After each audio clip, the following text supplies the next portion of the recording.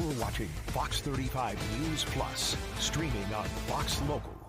Well, good morning to you and welcome into Fox 35 News Plus. I'm Garrett Weimer and thanks for joining us on this Monday morning live on Fox Local and on YouTube. Things are off to a busy start now. We are going to track the tropics in just a second. Give you the latest on Tropical Storm Imelda, which is thankfully staying off the coast of the eastern U.S., but feeling some of those impacts today here in Florida. We'll get into that in just a minute. Want to let you know, though, some of what we are monitoring at this hour. I will give you a live look right now inside Emerson Alumni Hall at the University of Florida in Gainesville, where we expect Governor Ron DeSantis to hold a news conference any minute now. He's going to be joined by Ray Rodriguez, who is a State University System Chancellor. Unclear right now what the topic might be. You see the podium there without the placard up there yet, which normally gives us a little bit of an indication of what we might hear from the governor. Nothing up there just yet, which also tells us things are running a little bit behind here because this news conference is supposed to start at 11 o'clock. But we will bring this to you live in full when it begins, so don't worry. You won't miss anything. We will get you inside this news conference when it begins. I'm also going to give you a live look right now inside a Brevard County courtroom where they are in recess at the moment on day 2 of the Daniel Stearns trial. Stearns is charged with second-degree murder in the 2023 death of his girlfriend. Her name was Nancy Howery. She was a mother of 2. She had been reported missing and then was found dead in the compound in Palm Bay. Stearns is accused of burning and dismembering her body. He is on trial. Opening arguments were held on Friday. They had the first witnesses called. That trial is continuing. But again, they just sent the jury out of the room maybe 5 minutes ago or so. So they are in recess at the moment. So we are monitoring that. Also keeping an eye on this funeral going on in a church in Tallahassee where people are paying their final respects to FHP Trooper Craig Gaines, who recently died due to some medical complications. So this funeral service going on live at this hour. Been going on for about an hour now, started around 10 o'clock this morning. So a lot that we are tracking this morning and a lot that we are also tracking that later on this afternoon. We'll get more into that a little bit, but we do want to begin by tracking the tropics. Fox 35 Storm Team meteorologist Jessica Dobson joins me now. And Jess, it's all about Imelda, tracking those impacts here along Florida's coast. Yeah, that's right. And despite the fact that we aren't going to officially see landfall across any part of the U.S. from Imelda or Umberto at that, we won't be completely free from the indirect impacts, so to speak. We'll even have some outer rain bands work through the area, but otherwise today is a Fox 35 weather impact day for some of those gusty showers moving onshore and inland, along with some very rough surf and rip currents. So we do have a wind advisory in place. That is going to be in place until about 4 a.m. With the worst of the weather, though, as a whole, will be arriving as we head to this evening and also the overnight. We could see upwards of 1 to 2 inches of rainfall, but really the bigger takeaway is that the impacts will be the worst near the coast. We're talking dangerous waters, a high risk of deadly rip currents is going to be likely not only today, but really even into the coming days too, because as Imelda gets pulled off to the north and east, again, we're not going to be completely scotch-free from all of the impacts in terms of the rough waters as well. So pretty remarkable to see this, though, almost once in a lifetime type event where we have 2 named storms right next to each other, and one of them being a hurricane. Tropical Storm Imelda, though, has shown some signs that it's pretty organized as a whole, and it's starting to maybe get more organized, and it is set to become a hurricane. Technically not until tomorrow, but I wouldn't be shocked if it did try to form into a hurricane a little ahead of schedule. It's been kind of slowly, gradually strengthening throughout much of the morning, but it is going to be taking a jog to the north and east, and it will come in fairly close proximity to the Florida coast, but again, it's going to mostly run parallel. That's where we'll just be kind of grazed by the outer fringes of Imelda, and we're very fortunate that this is the path that it's going to be taking, really just for the eastern U.S. as a whole, because it could be much worse. When it comes to our Fox 35 Storm Tracker radar, we can see the overall swirl there of Imelda and that broad rotation, and it's going to continue, again, drifting to the north, but with that outer rotation, that's going to help to fling some of those showers and maybe an isolated thunderstorm or 2 along the way in our direction. And that's what we've essentially been seeing so far this morning. This is the view of Daytona Beach.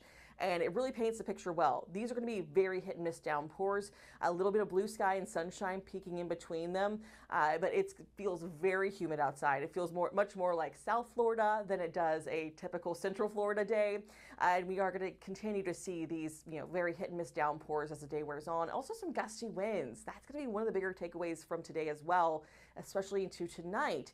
We've had wind gusts so far today around 25-30 miles per hour near the coast, but we'll see those really pick up and ramp up as we get closer towards, say, tonight and early parts of tomorrow.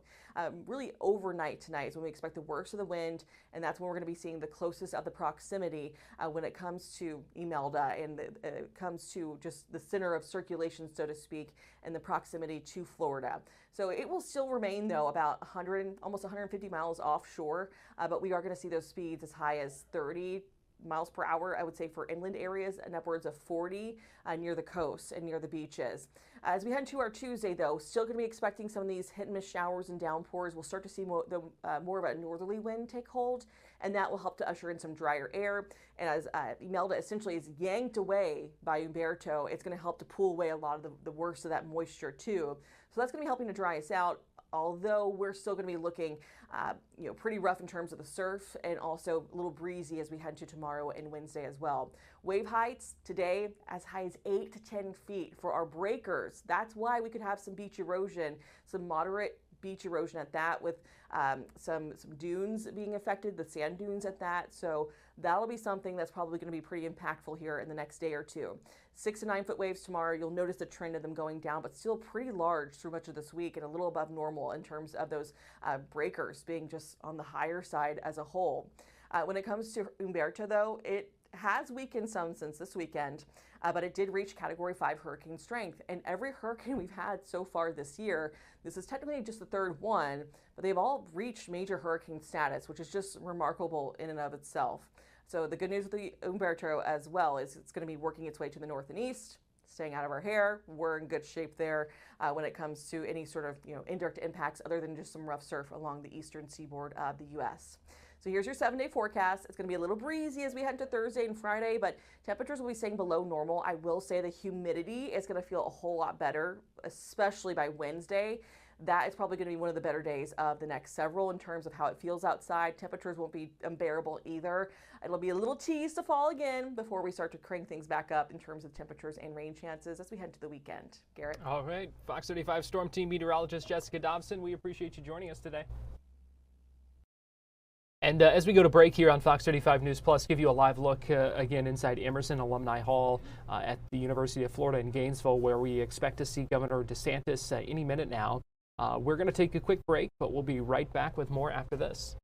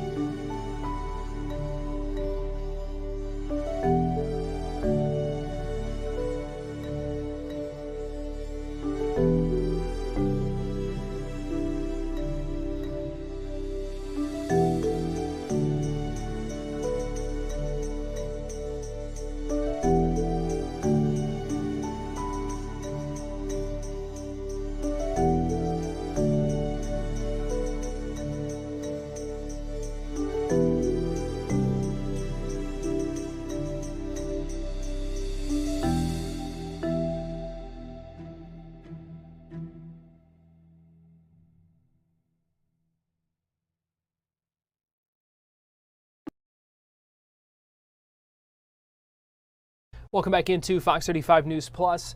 We are standing by waiting for Governor Ron DeSantis to begin speaking at the University of Florida. He'll be joined by the State University System Chancellor Ray Rodriguez. We expect this news conference to start shortly, and we will bring it to you live right here on Fox Local and on YouTube. Also want to give you a live look right now at the White House. This is the West Wing driveway where we also expect President Trump any minute now to greet the Israeli Prime Minister Benjamin Netanyahu, who is coming to the White House today for a bilateral meeting. Should be showing up any minute now. They will have a meeting. They will have a lunch together, and then this afternoon, around 1:15, they are scheduled to hold a news conference together in the state dining room. So we are certainly monitoring for that and expect the arrival any minute now of Israeli Prime Minister Benjamin Netanyahu. Let's talk a little bit more about Tropical Storm Imelda. We heard Fox 35 Storm Team meteorologist Jessica Dobson talking about some of the impact that we expect as it continues to move north before it curves out to sea thanks to Hurricane Umberto, which is pulling it out to sea along with it. We are still seeing some impacts here, even though it's not expected to hit Florida, not expected to hit the U.S. Fox 35's Amanda Ruiz was along the beaches earlier and has more on how they're bracing for those impacts. I was about to say, I feel like I've experienced your typical Florida weather where you get hot, you get rain, and then I also feel like I jinxed myself saying that the wind has calmed down. It hasn't. It's picked back up, and I also want to show you this. This is the main event right here. These are the rip currents that we're seeing out here. They're extremely dangerous. Right now, Daytona Beach is under a red flag warning, which just means that the water conditions are not suitable for swimming or surfing. No matter how good of a swimmer or surfer you think you are, you need to stay out of this water, and it's going to be like this until Wednesday. City officials are urging residents and business owners it's not too late to prepare because these dangerous conditions are just going to continue. We have coastal flooding, rough surf, high tide, beach erosions. These are all conditions the coast is expected to see with this storm. There's also a wind advisory active in both Volusia and Brevard County.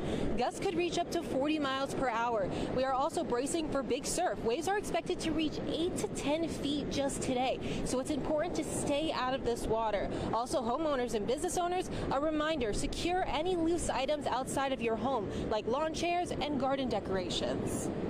I don't want people outside, moving trash to the curb right now, because what's going to happen over the next day or two is that there's going to be some high winds, there's going to be some rain, so we don't want that debris getting out on the road, getting in our ditches, blowing around to other people's yards. So now is just the time to be cognizant.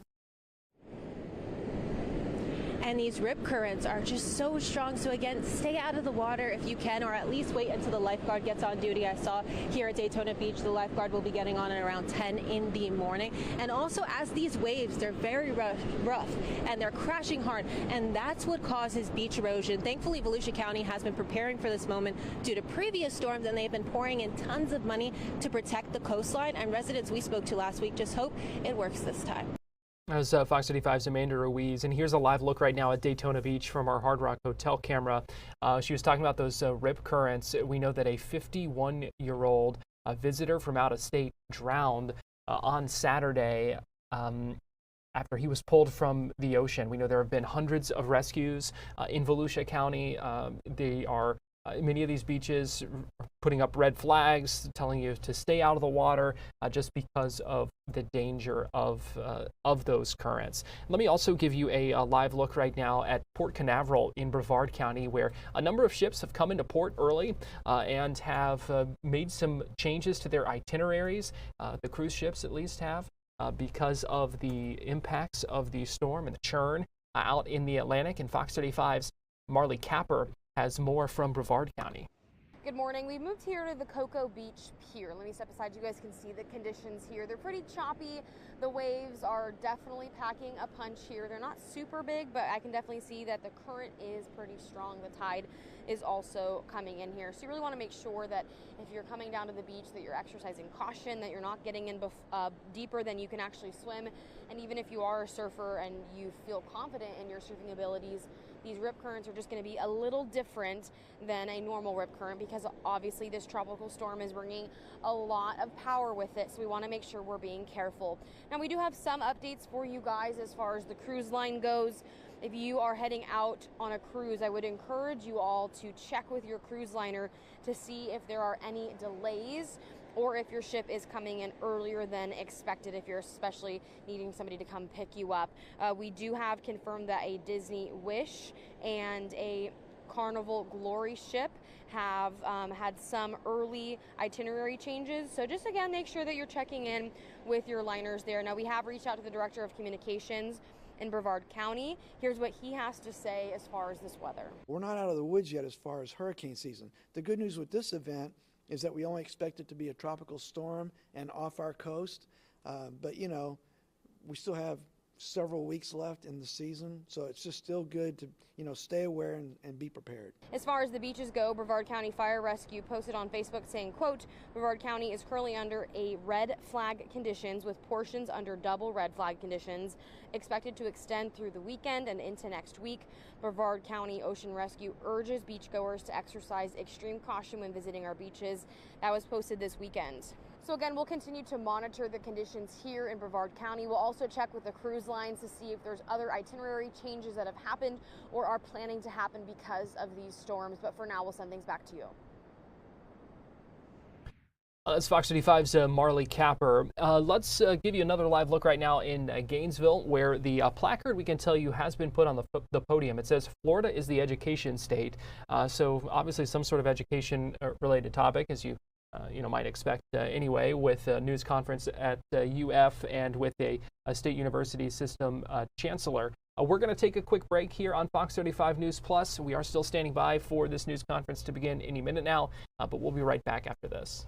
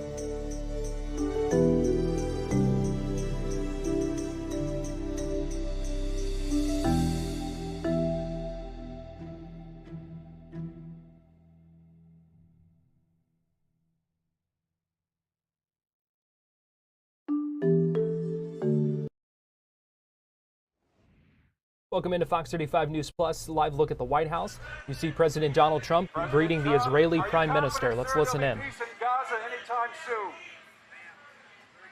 And the 21-point plan, is everyone on board?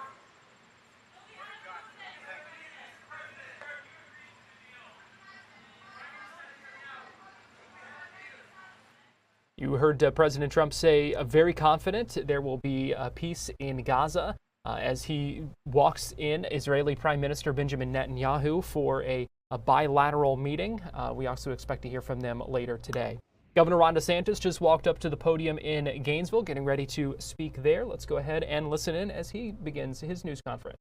But the success of the entire state university system. I'm joined here today by the new interim president of the University of Florida, Dr. Don Landry, who I'm really excited to welcome officially.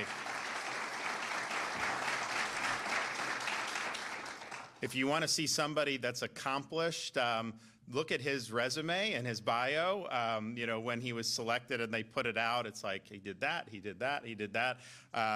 You know, just think like he shows up to Columbia Medical School. He's like 24 years old, having already earned a PhD in organic chemistry from Harvard. How many people are able to do that? And it meant a lot back then when they were doing that. So he's had a remarkable career navigating Columbia Presbyterian, Columbia Medical School, and I think that the University of Florida is very fortunate to have him here serving in the role as president. So welcome aboard. I know that you are doing great things. You'll continue to do great things. We'll hear from Don. We'll also hear from our new FAMU president, Marva Johnson, and so she's here, and I want to thank Marva. We'll also hear from our State University System Chancellor, Ray Rodriguez, who's been in that role for a number of years and is doing a great job. And then finally, we'll hear from former Speaker of the Florida House and now President at New College in Sarasota, Richard Corcoran. So I'm excited to welcome you. And we have our presidents from almost every other university. We had a flight coming from South Florida with Jeanette Nunez from FIU and Adam Hasner from FAU. I guess the plane had some trouble, and so they're not going to be able to make it. But we've got our presidents from Florida Gulf Coast, Central Florida, North Florida, Florida State, University of South Florida. We want to appreciate all that you guys have done. You know, we've got a big football weekend this weekend. It would have been a little bit bigger had Florida State gotten it done in Virginia, but it's still going to be a huge game with Miami being so highly ranked, and then Texas coming to town here in Gainesville should be interesting. So I know a lot of Floridians will be able to enjoy those games, and hopefully we get a positive result. Certainly here would be really nice to be able to beat Texas in the swamp. We're here today for a very simple reason. For 10 years in a row, Florida has been ranked #1 in public higher education in the United States of America.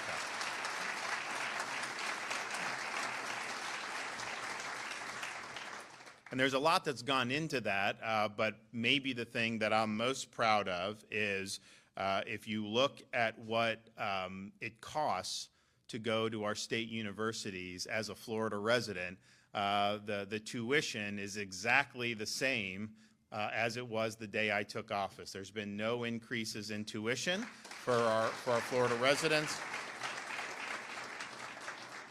And we also, and I've been a big supporter of the Bright Future Scholarship Program. So if you're somebody who is a Florida high school student, Florida resident, and you get into the University of Florida, chances are, if you're able to get in here, you qualify for Bright Futures, or you certainly have a chance to if you meet some of the other non-academic criteria.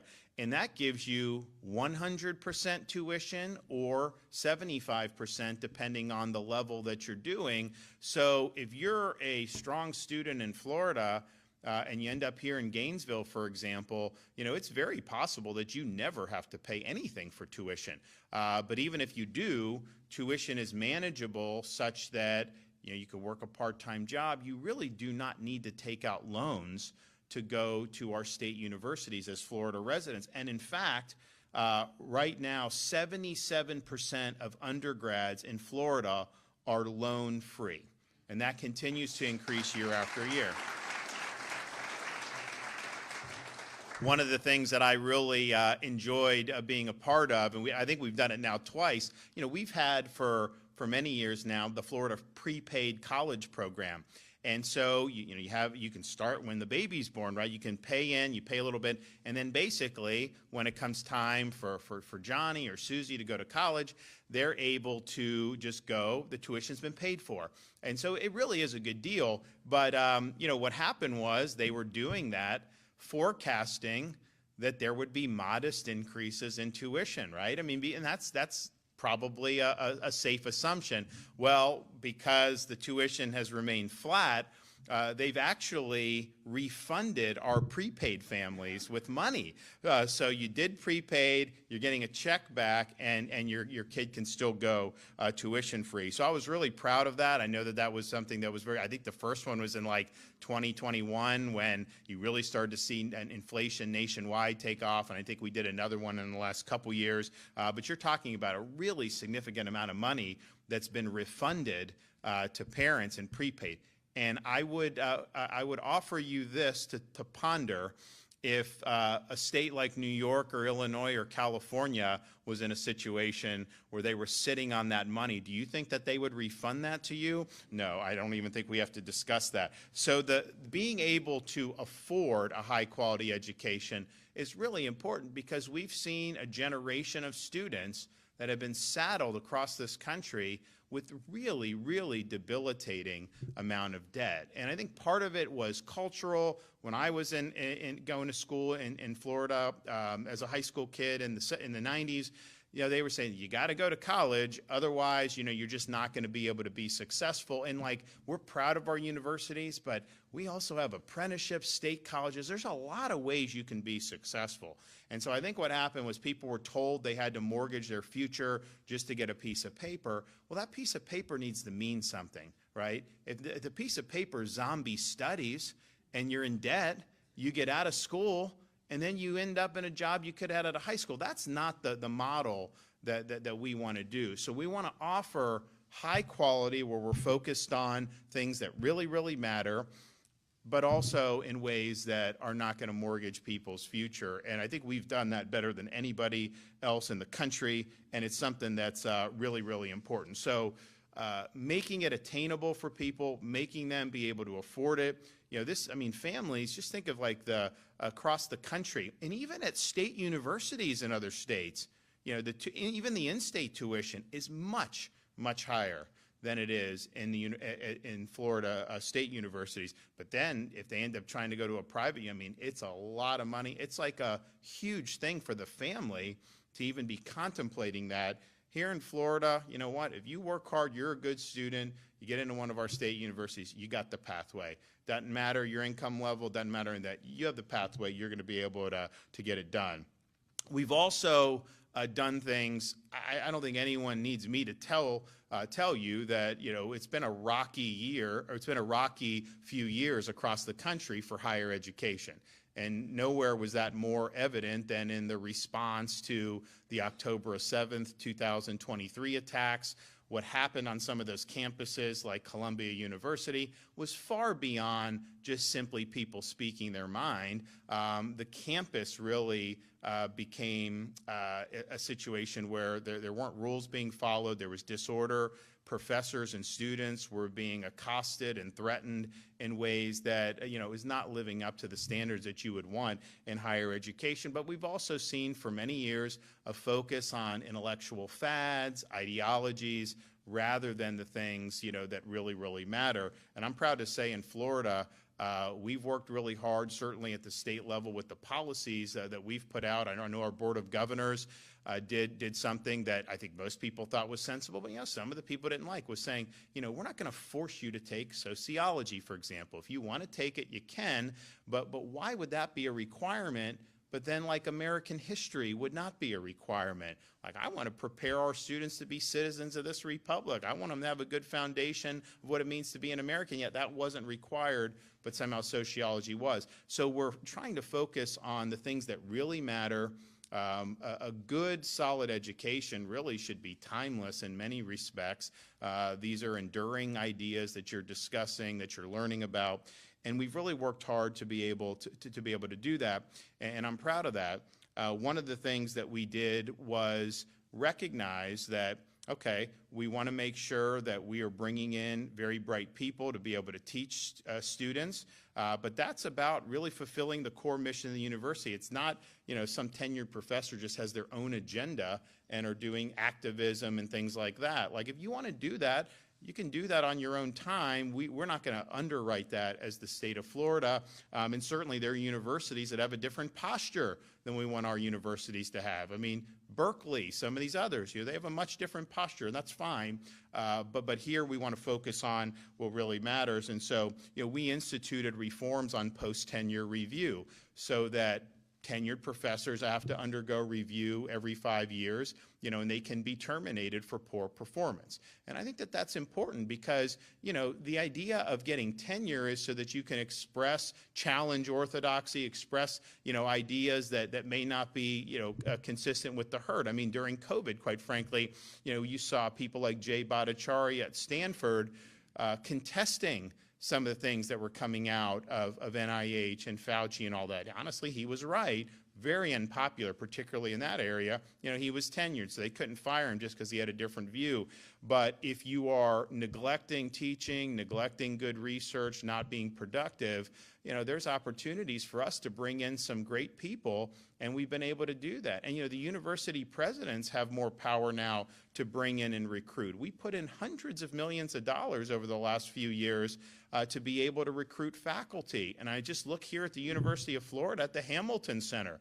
I mean, you're bringing in people from Harvard and Princeton and all these places to come to the Hamilton Center because I think you're offering, a great intellectual environment, but more importantly, you're able to offer them, give them good compensation, and they're in a great spot. So I think that's been really, really important, and I know our university leadership have been using that tool to be able to improve the faculty.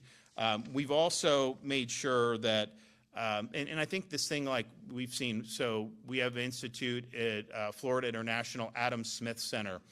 And really it's, I think almost anyone that's ever been a head of state in Latin America that has any type of free market orientation has ended up speaking at the Adam Smith Center since it's been launched. You look here at the University of Florida, the Hamilton Center, as I mentioned, you're bringing in people from places that we would not have thought, 5 or 6 years ago that would have been doable. But I really believe that Hamilton, with what they've already done here, they're on their way to being the premier center for the study of citizenship, civics, and Western civilization in the entire country.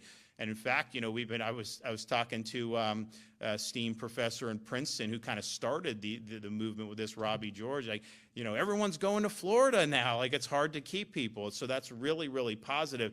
But I think that those centers, and I know Florida State has one. I know they're working on, and then of course Richard Corcoran New College. I mean, their whole college is really geared around classical liberal arts and making sure that we're preparing people with a foundation to be good citizens. But this is something I think students, there's so much nonsense that gets spewed out there, social media, different stuff you hear, fads. I think people have a hunger for things that are really enduring and really true.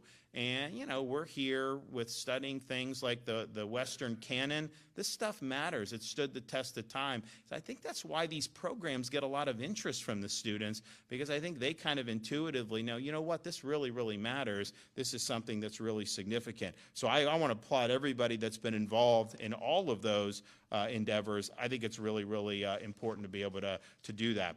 So we have #1 system for higher education. And then that's 10 years in a row. We have a record-breaking 7 institutions in the top 100 public universities throughout the United States of America.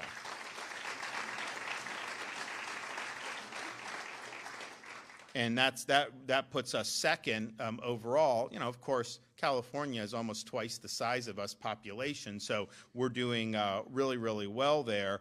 But this is something that is, and you see the improvement in year after year with all of these different schools. So University of Florida has been our top-ranked public university for many, many years.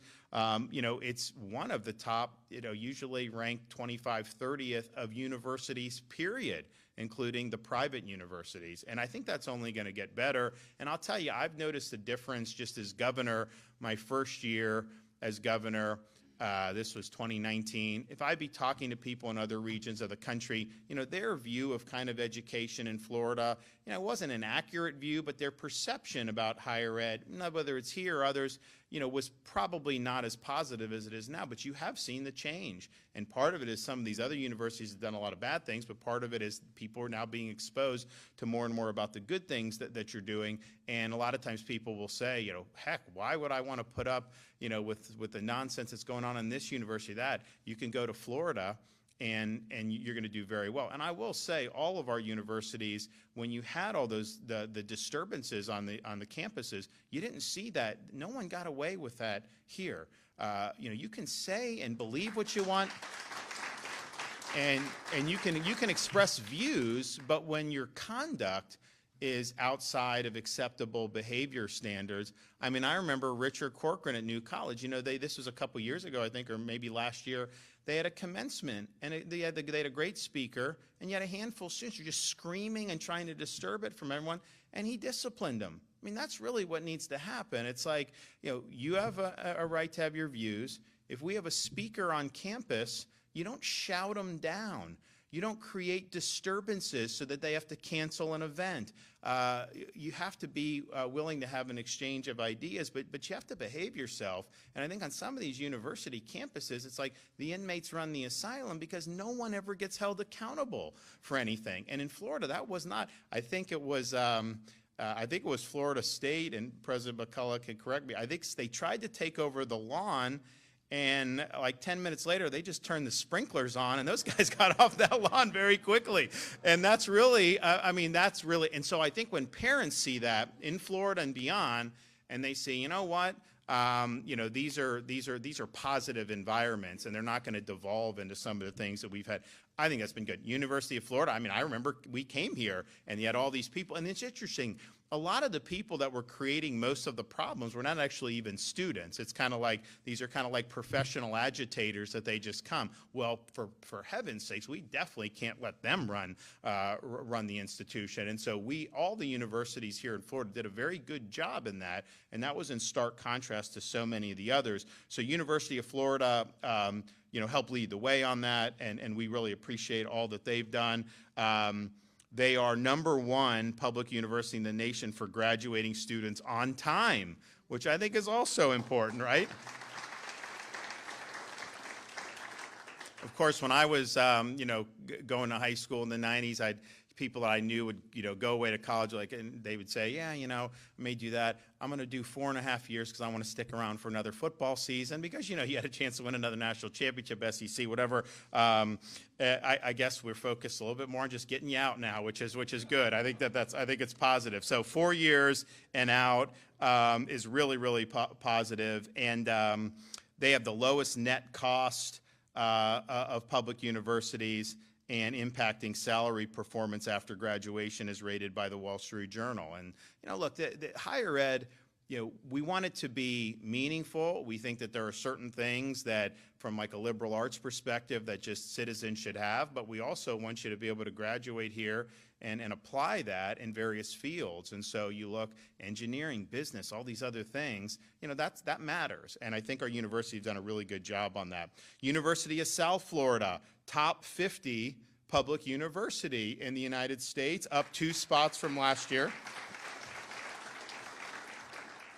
One of the top values in public education, higher education, and then also one of the top 20 most innovative schools in the nation. And they're doing a lot on like cybersecurity. They're doing a lot on environment and some of the projects that we've really put a lot of time and money on in Florida. And they're doing a lot in medical and research. And we were just there last week with the First Lady profiling that. And obviously in a part of the state that's grown very significantly over the last particularly 5 years, but really over many, many years. And hopefully we got new ownership on the Tampa Bay Rays, and hopefully that gets settled in a way that's going to be even better for the community going forward. But I'm happy to thank University of South Florida. I know there still may be some soreness here in Gainesville for the football game between those two, but I'll just let sleeping dogs lie on that. I'm not gonna get into that.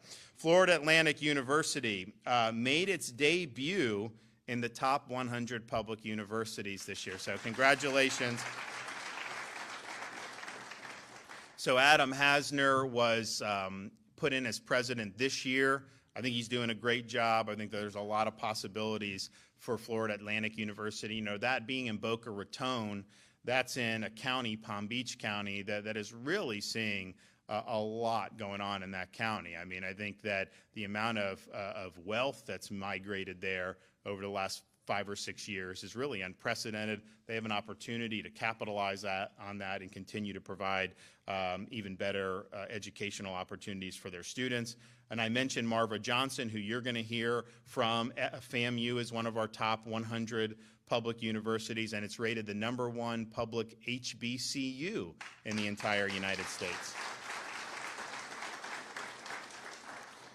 Florida International, as I mentioned, the president, Jeanette Nunez, wasn't able to make it because of flight complications, but they are also a top 50 public university, number 48 amongst public universities, and #1 in the nation for upward economic mobility. They've done a great job of giving people, particularly down in Miami-Dade County, great opportunities. I mean, I think it had traditionally been considered more of a commuter school, but that's changing, just like it changed at USF. I mean, USF, when I was a kid, was commuter.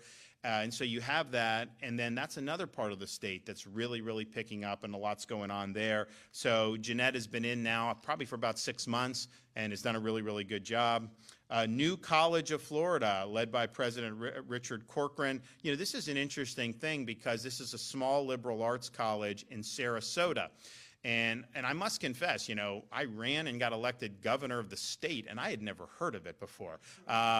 And I remember my first year as governor, one of the legislators came to me, and they're like, I want to talk about new college. I'm like, why do we need any new colleges? We've got enough. Like, no, new college. And they started telling me about it. And, you know, it was just an awkward thing because it's like beautiful campus, like right on the water. And so, I mean, just spectacular.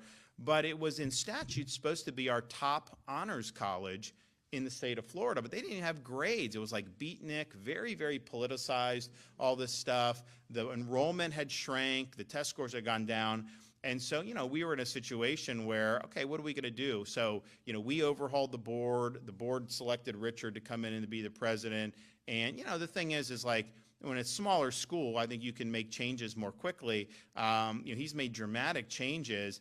And now your enrollment is as high as it's been in a long time, right? Ever. The highest enrollment ever. And the test scores are going up. But new college is like, you know, if you want classical liberal arts, if you want the type of education that like the founders of this country had, where you're really studying great books and all that stuff, the new college is a great thing. And, you know, there's other colleges that try to do that around the country, like Hillsdale up in Michigan. And I know a lot of those guys, and they're good. But I would just say to parents nationwide, would you rather visit your kid in January in Michigan or Sarasota? I'd rather visit Sarasota. So I appreciate everything that he's done. Florida Polytechnic, Devin Stevenson, #1 regional public college in the South for 5 consecutive years. #2 regional college among both public and private universities. #3 best value public schools in the South. And Devin was one of our state college presidents, and he's been there relatively short amount of time and has really helped pick that up, and it's been very, very good. Florida State University, I know we have President McCullough is here. This has been consistently a top 25 public university, up 2 spots from last year. Number 13 public university in the nation for first-year experiences. And really, I think, you know, I just remember when I was growing up, you know, getting into these places was not really considered something that was difficult. It's not easy to get into Florida State or Florida for that matter. I mean, these are much more competitive, and you've got a lot of interest in doing that, and I appreciate everything that's been done. University of Central Florida, number 57 nationwide, up 4 spots from the previous year. I know we have President Cartwright here. That's another interesting opportunity because you're in a part of the state there in Central Florida where there's a lot going on. There's a lot going on in medicine. There's a lot going on in things involving defense and aerospace. They've got a great relationship with the Space Coast of Florida, feeding in. In fact, we were at the air show. They do an air show every 1 year in Paris, the next year in England, and they rotate. And governors go. I had never gone before, so this was the first year I had gone. And it's like every single company in the world that's involved in this space is there. It's unbelievable. But, you know, we were working with, you know, one of the defense companies, and they have like a pipeline from UCF, you know, into their operations, and not just limited to the Space Coast. I mean, they'll hire them all over. So that's huge opportunities. Those are really good jobs for that. And I saw one of my staffers, Grace, she came to campus here with her UCF pin on. I told her don't let people see, but there's a lot of opportunities there. And then West Florida, led by Interim President Manny Diaz, number 6 for regional public universities in the South, and that's up 4 spots. He's just gotten in within the last few months, but he's made a lot of changes, and I think you're going to see a lot there. So West Florida's out in Pensacola.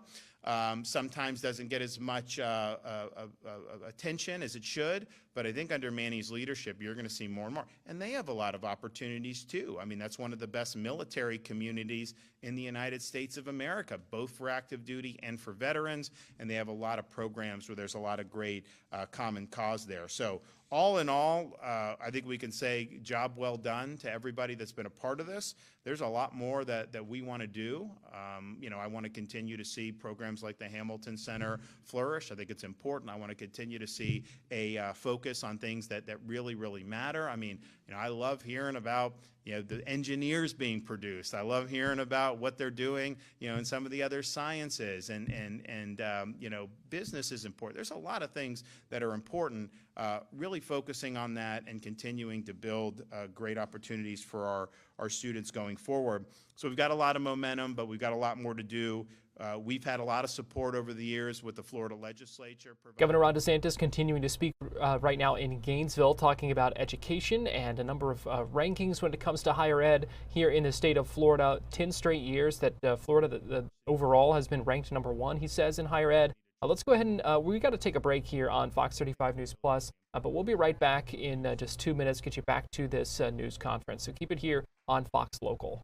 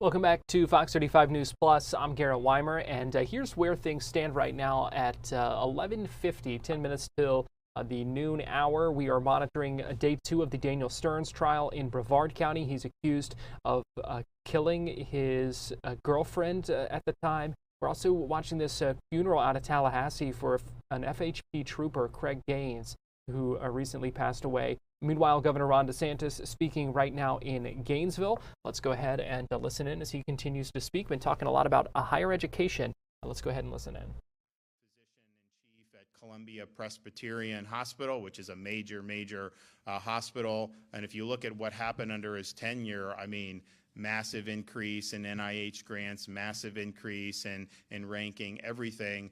So he produced really good results, just as somebody leading all this. But then in his own career, some of the things that he's been able to do, I don't know, he's got patents, he's got all this stuff. I mean, like really significant. And he's even been recognized by President George W. Bush back during that era for all that he's done. So I think we're really fortunate to be able to have somebody of his caliber here, and it's my honor to invite him up to be able to say a few words.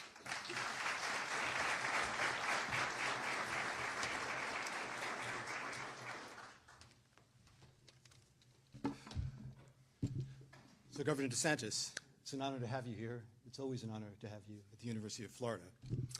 Chancellor Rodriguez, good to see you again, and thank you so much for joining us. To my fellow State University System presidents, welcome. It's an honor to have you here. It's a deep honor to be counted among you. So, I'm new to this job. It's something like 28 days, 12 hours and a few minutes, but who's counting?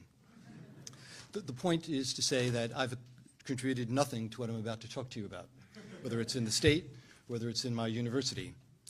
But then, again, I'm unfettered by the requirements for modesty, so I can, with a very full-throated effort, say that this state is nothing less than extraordinary. It's excelled beyond imagination under this governor.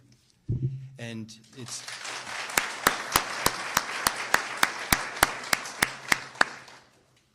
and to come to Florida, and actually to come to its flagship university, is an opportunity beyond imagination. Now, you've heard that the state has done very well, 10th year in a row, ranking #1 among institutions of higher education. Phenomenal record. The last 6 years have been extraordinary years, certainly extraordinary years at the University of Florida. As you've heard also, these have been fraught times. They've been fraught for a while. Boy, it seems like a crescendo between COVID and then post-October 7th, and then the insanity of the last year. It's been difficult across the country, but not really in Florida. And that's because Florida has had the right compass, moral, ethical, practical. And with that compass, comes a perspective, truth in academics, excellence in research and scholarship, only advancement and the most positive student outcomes. And if you have these objectives, you can get results that are beyond imagination. And that's what has been achieved here. I need to pause for a moment and acknowledge a board of trustees that has helped my institution so enormously, incredible talent and a force of nature in Maury Husseini.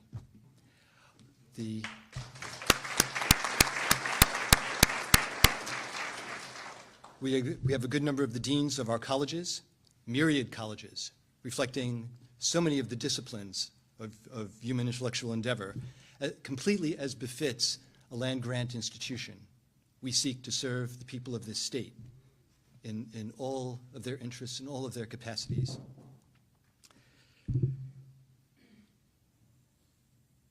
If you think about what has been accomplished at our university, you've heard about Hamilton. Hamilton is amazing. 48 faculty of the top quality, the highest quality, recruited in less than a 3-year period. We're moving up over the next couple of years to reach 70 or so. It's not a worship of numbers, but it's just a glimpse of the magnitude of investment by the state, investment by the institution in order to do something exceptional, something that will be a beacon to the nation. Others have tried it, and it's actually failed and involuted. One could say strangled in the cradle. Okay? It's not going to happen here. It's not going to happen here because there is the backing of the governor, the backing of the legislature.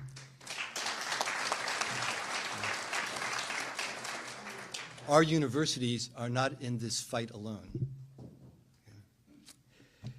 Now, AI. AI was just an idea, vague idea, back in 2013 when the University of Florida began an initiative. But it really gained power in 2020 when we got our first hypergator from NVIDIA. And we haven't looked back. Things have gone so well, 100 faculty, enormous numbers of grants. Okay. $800 million in grants over this period of time are attributable to AI entering the research and development process. Okay. An incredible advantage, and one that we have shared with the state, and we are now leading the nation. And we hope that that leadership is recognized very shortly at the highest levels in Washington. It's said that the path to excellence is never-ending, and in that sense, it's more of a death march. But it's not a death march. It's actually, you're supposed to laugh at this point. It's actually, this is a poster I saw once. It's exhilarating. The last 28 days, seeing what has been accomplished, makes me think that if I could survive 28 years, I would spend all of them here, working day and night to accomplish more of what has been accomplished before. In terms of detail, the University of Florida, through hard work from the individuals I've acknowledged, made it into the top 10 8 years ago. And we've been moving up, and we've been oscillating around 5 to 7.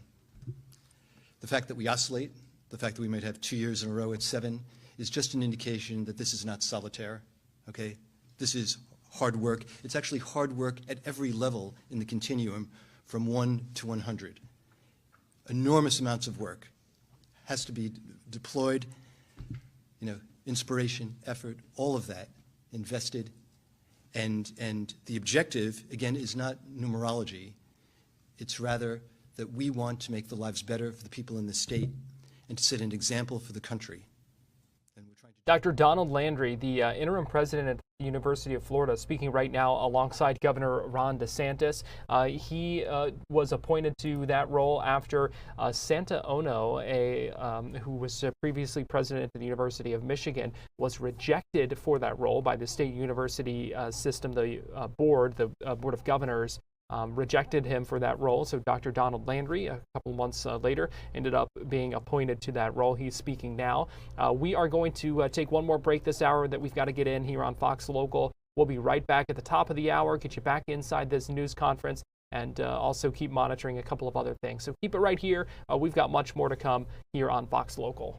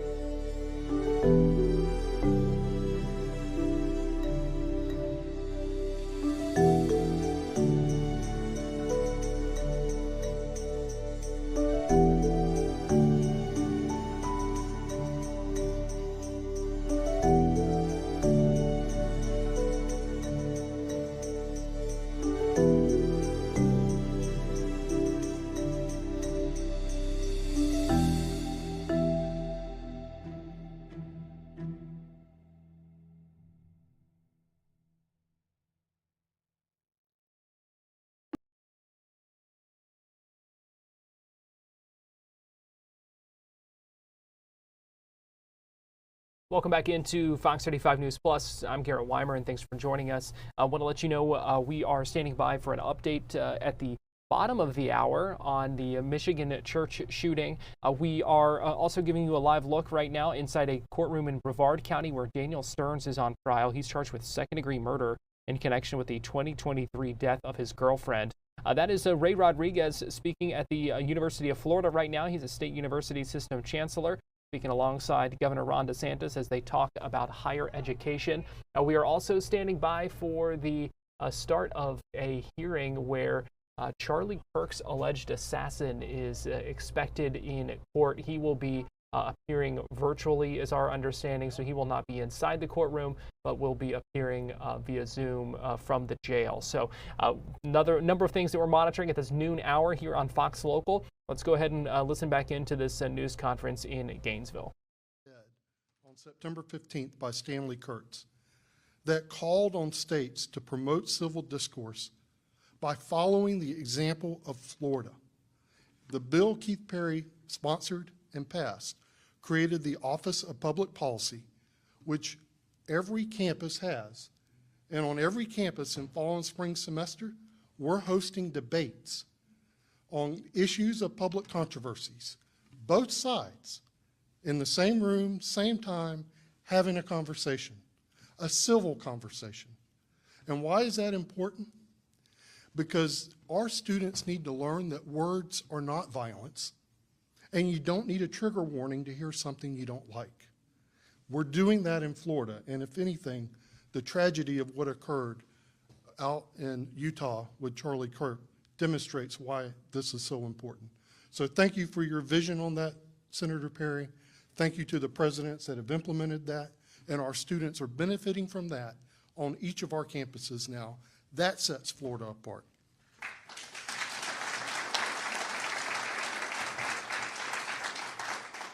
And this last thing I would say is we have been very blessed with support from our legislature and from our governor, who's held the line on tuition and who have appropriated the funds for us to be successful.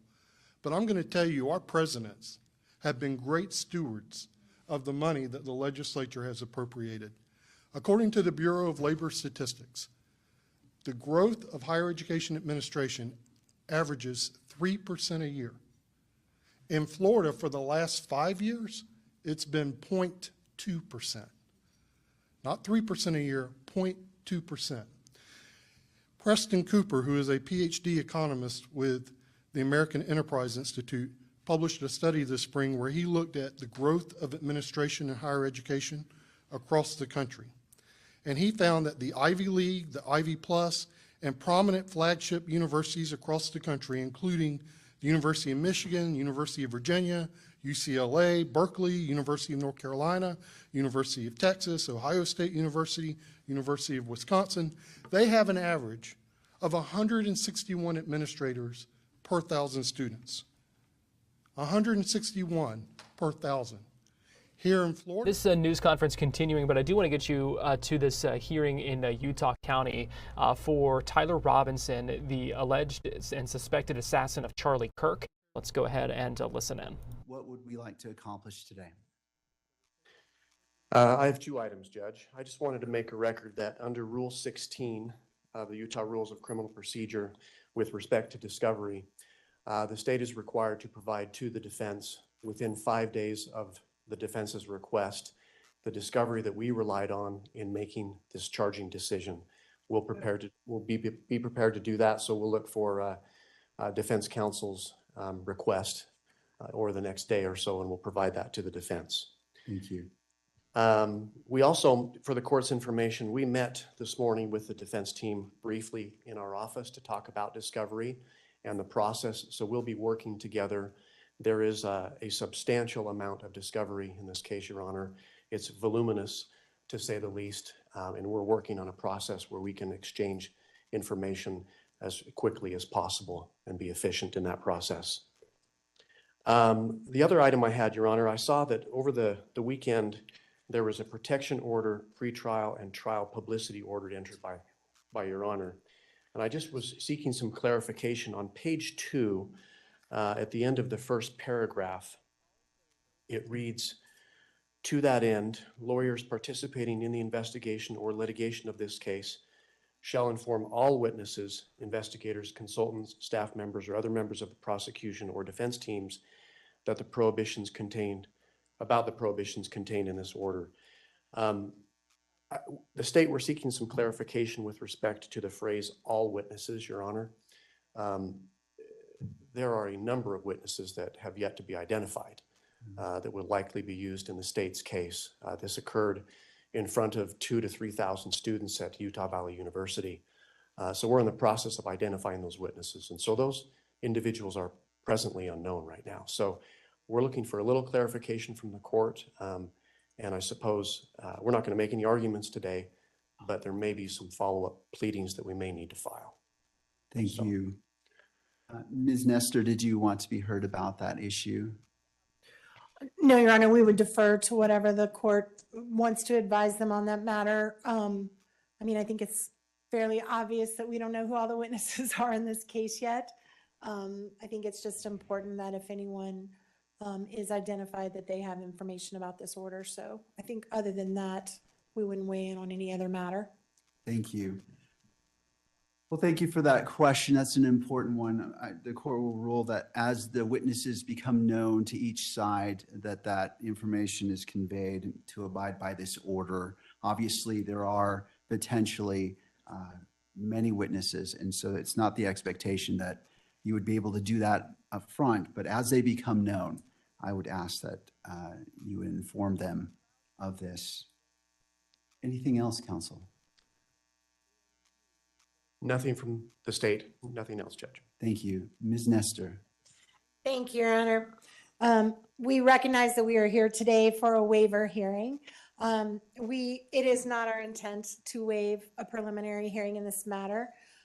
We are going to be seeking that one be set. However, based largely on what the state just referred to as far as the voluminous nature of the discovery materials, we do think it would be prudent to simply reset for another conference, another waiver hearing, a little bit down the road, where we have a better idea once we start seeing the discovery as it rolls in.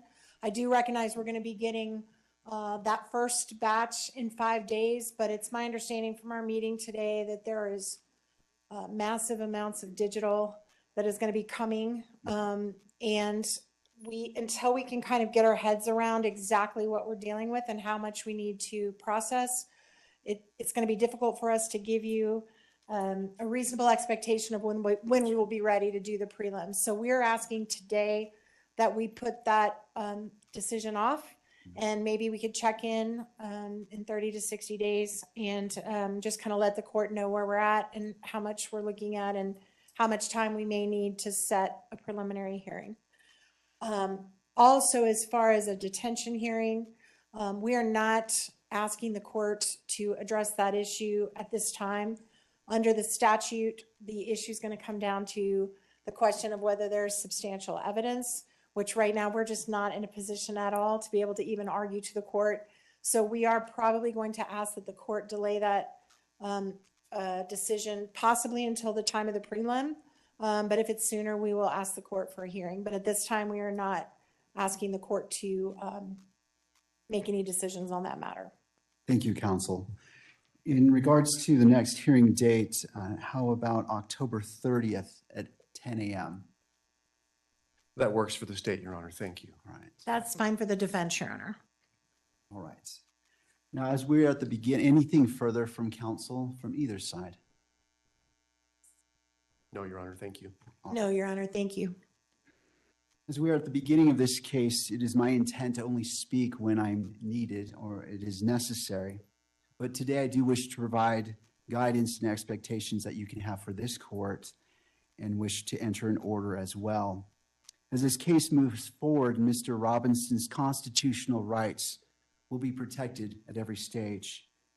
He sits before this court presumed innocent, and that presumption remains unless and until each element of every offense charged against him is proved beyond a reasonable doubt. At the same time, and as applicable, victims are entitled under our Constitution to be treated with fairness, respect, and dignity, free from harassment or abuse. Justice demands that both of these principles, the rights of the accused and the rights of victims, be honored without compromise. I remain steadfast in my oath that I made 56 days ago to support and defend the constitutions of the United States and of Utah. I will carry out my duties with fidelity, transparency, and impartiality, treating every person who appears before me with the dignity and respect they are inherently due because they are human beings. Let me be clear, I will not put my finger on the scale of justice.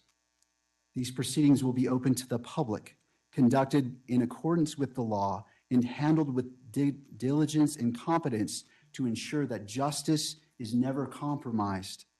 It is the standing order of this court that Mr. Robinson shall be allowed to appear in person so he can fully engage with his attorneys and participate in these legal proceedings. Counsel, regardless of who is watching, whether it is the nation or a single individual, we must fulfill our roles with integrity, civility, and diligence. I encourage each of you to give your very best to this case. Neither Mr. Robinson nor the people of Utah deserve anything less than the fair and impartial administration of justice.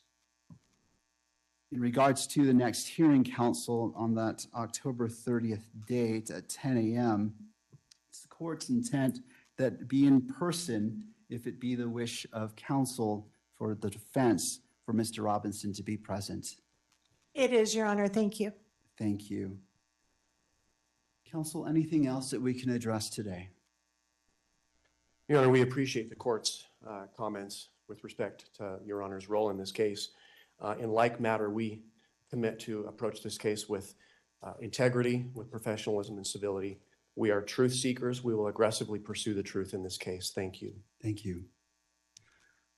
All right, counsel, unless there's anything else, thank you for being here. This court is in recess. That's the court hearing in Provo, Utah, wrapping up. You heard comments from the judge there talking about the importance of the presumption of innocence right now, and obviously protecting the rights of Tyler Robinson, and talking about the fair and impartial administration of justice. His next hearing, October 30th, so about a month from now, that preliminary hearing, and we do expect Robinson to be in person for that hearing where basically evidence will be presented, and a judge has to decide if there's enough evidence to move this case forward. A lot of things we are monitoring at this time here on Fox Local. We're going to step aside, take a quick break, and we'll be right back with more after this.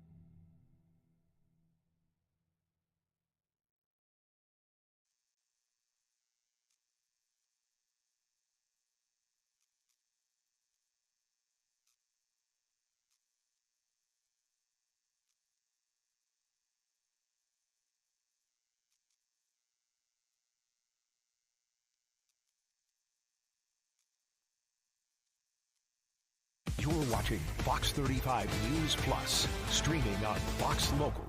Welcome back into Fox 35 News Plus. More national news that we are also tracking this afternoon. Expecting an update in about 15 minutes or so, 12:30. An update on this shooting at the church in Michigan that was also set on fire and burned. Quite striking images to see from that yesterday. We expect an update from police coming up shortly. I want to get you back, though, to Gainesville, where Governor Ron DeSantis just stepped back to the podium. Let's go ahead and listen back in. There's no question. So, now the DEI is on the, it's kind of on the outs, like nationwide, there's been a movement. But when we did that and said, wait a minute, we're not doing that in the state, that was like really cutting edge. We got a lot of blowback for it. And there's no question that Florida, 5 to 7 oscillate, but I think that's almost the entire reason why I went 5 to 7, just because of that, because the people that are reviewing that obviously are proponents of that. And so this stuff all works itself out. And so while we're here and we're proud to be ranked #1, what these presidents are doing, what our Board of Governors, Board of Trustees is also just recognizing that some of this stuff with rankings is fleeting. The job that we're supposed to be doing is to lay a rock solid foundation for educational excellence.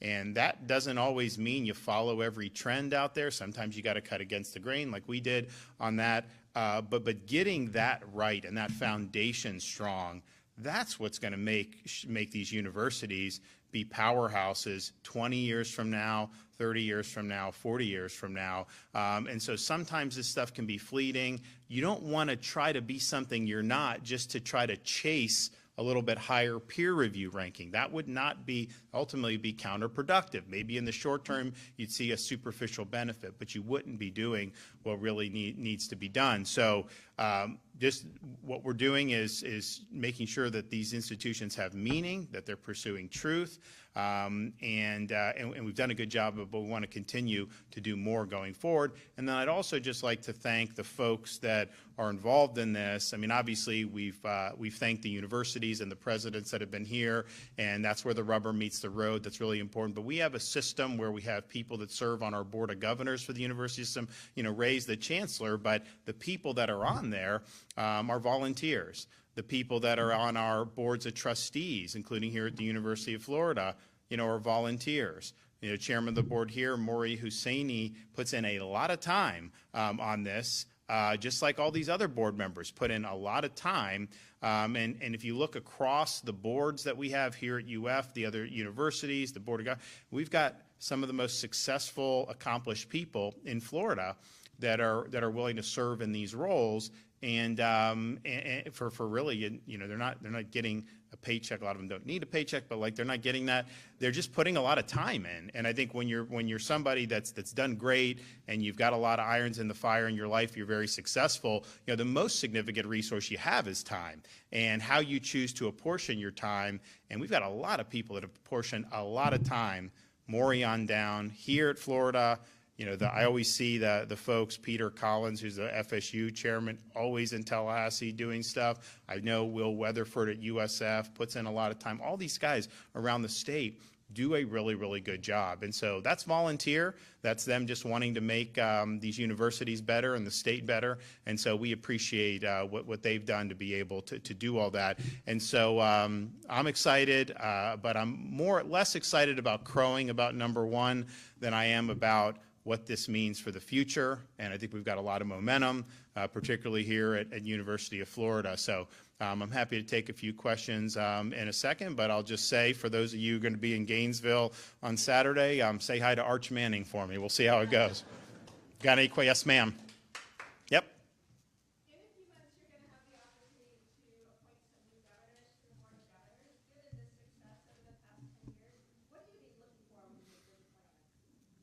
Well, I like to see people that share the philosophy of what we're trying to do, and understanding, our vision for what a university should be, which, by the way, when you're talking about state universities, yeah, the tuition's so low because we support it at the state level, and we're happy to do that. And they raise money too, but these universities must serve the best interests of the state of Florida.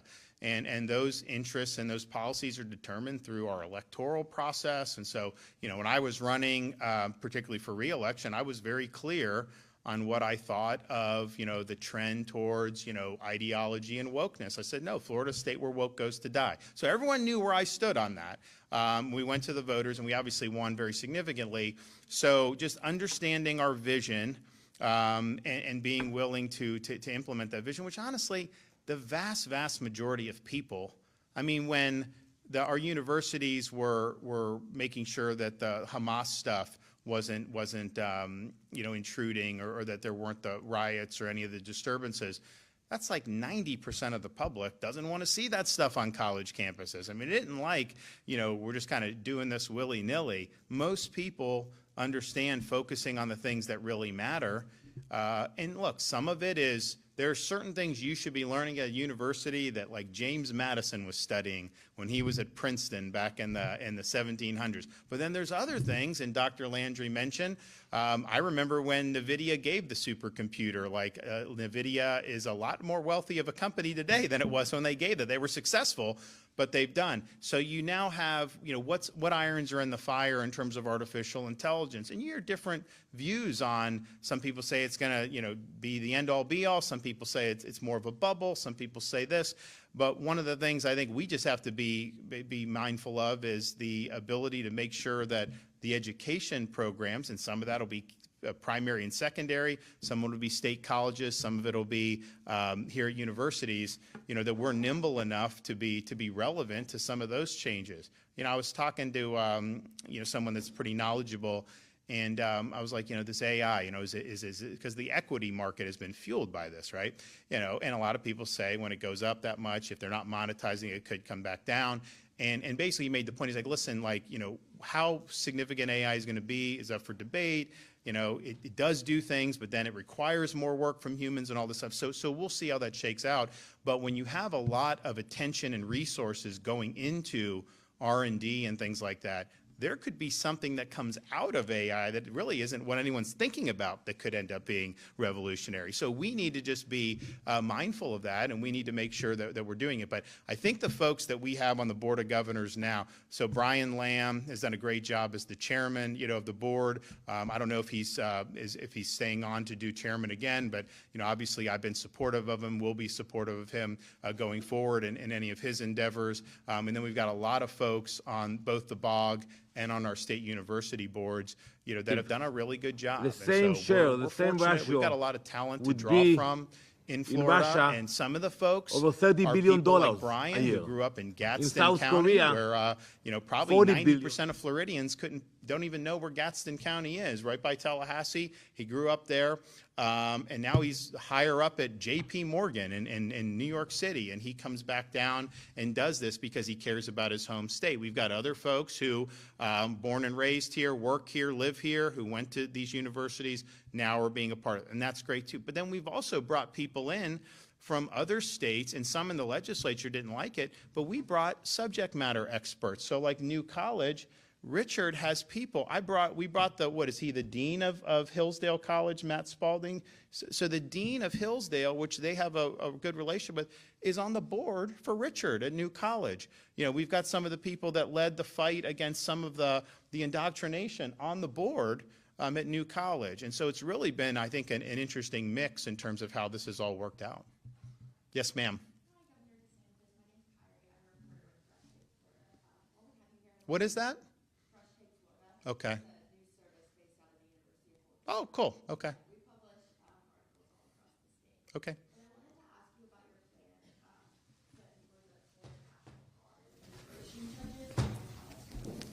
So I think most people know when you're talking about interior enforcement of immigration, and we see it, there's just a lot of bureaucracy that gets attached to that and it's federal when the administration wants to do that. So, and we have a good example, like in Florida, I put boats out to help the Coast Guard when Biden was president because these boats were coming into Florida. And if you stop the boat on the sea, they go right back to Haiti or wherever. There's no process. If they get to shore, then all of a sudden there's this big process. Biden would send them around to different parts. So there's that process that's involved. And so if you have somebody that's here illegally, even people that have a final order of removal, there's still a process involved. So how do you do that? So we made the suggestion to the president when he came down in the summer. We have judge advocates in our National Guard. They can be trained as immigration judges, and they can help process this along. And so that had to go through a lot of bureaucratic back and forth with the Department of Justice and some other things. But I think they now have a pathway where you can do that. And so we would be willing to provide. Now, I also know that there was some in DOJ that just wanted them to be drawn from purely civilian rather than the uniformed services. But whatever, we want to be supportive and we want to be able to help it. And the thing is it's like, look, if you have a right to be here, then you have a right to be here, right? I mean, like, but if you don't, are we going to do like an O.J. Simpson trial just to somebody who's here illegally? I mean, like, we got to have a way to make these determinations quickly and then have the law be enforced very swiftly as a result of that. Incidentally, you know, because I've been around the block enough to know anything we do, as soon as I roll out of bed in the morning, someone sues us on something. Like, you know, Ray's talking about all this stuff, right? And there's certain courts that if we're in front of, we know we're going to lose no matter what, right? It doesn't matter.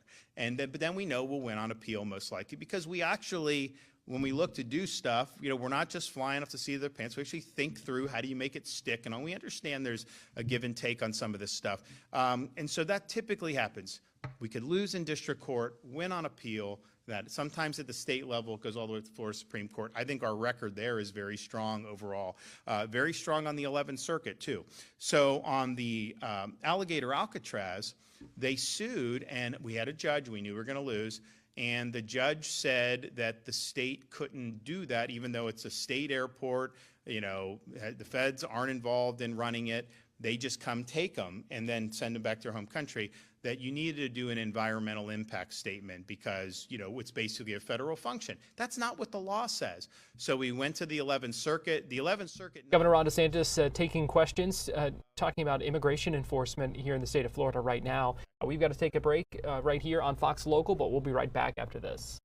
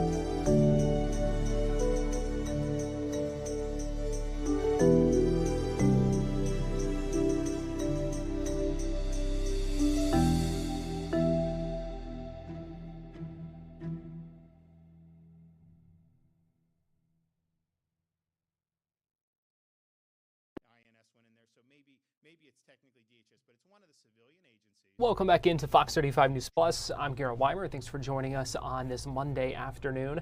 Let's listen back in as Governor DeSantis speaks, answering some questions right now in Gainesville while we wait on an update on the Michigan church shooting that we expect shortly. Let's go ahead and listen back in to the governor. This process has been in place. I think some of it's screwy.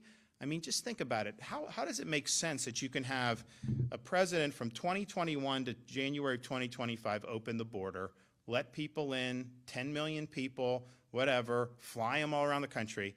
Then you have the next president that said, you know, the American public doesn't like that. I'm going to stop that and I'm going to fix it.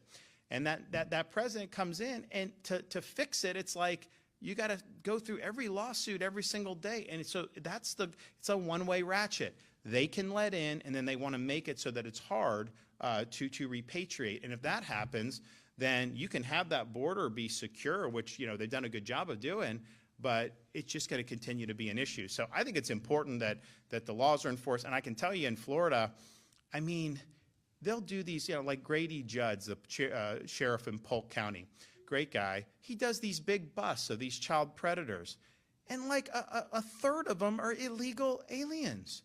It's like, why would we want that to be happening, you know, in our communities? And so there's a lot of issues here, but we've been leading on it, and we want to make sure that the state upholds the rule of law and is safe for everybody.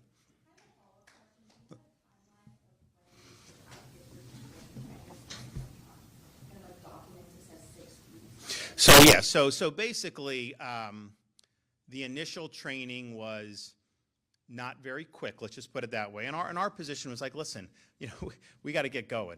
So they have streamlined the training.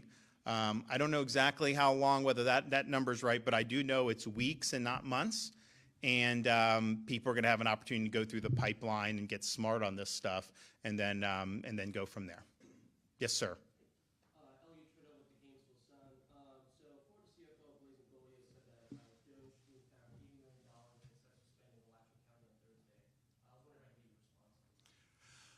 Well, Blaise Ngoli is a very hard-charging chief financial officer. You guys, the taxpayers, you should be thankful that he's there. He's really doing a good job.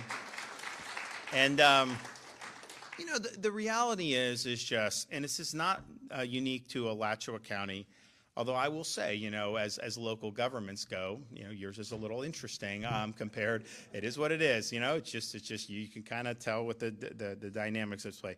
But, you know, we've just in a situation where, because we've seen an increase in property values, an increase in people moving to Florida, which I am not like asking for, because like honestly, like we've got a lot of people. And so I'm not like saying please move, because, you know, like, you know, you got to kind of get sea legs on some of this stuff. But the reality is just, especially during COVID, you know, we were the refuge, right? And so people chose to do that. So people had homes that maybe they bought in 2010 for like $300,000 that are now being appraised at $800,000. Okay, well, they didn't sell it for $800,000, but they're being told it's worth so much more. So even if you have a homestead, Governor DeSantis continuing to speak in Gainesville and answering some questions. Meanwhile, I want to get you to this update out of Michigan right now as we hear more about this shooting and fire at a Church of Latter-day Saints in Michigan. Let's go ahead and listen in.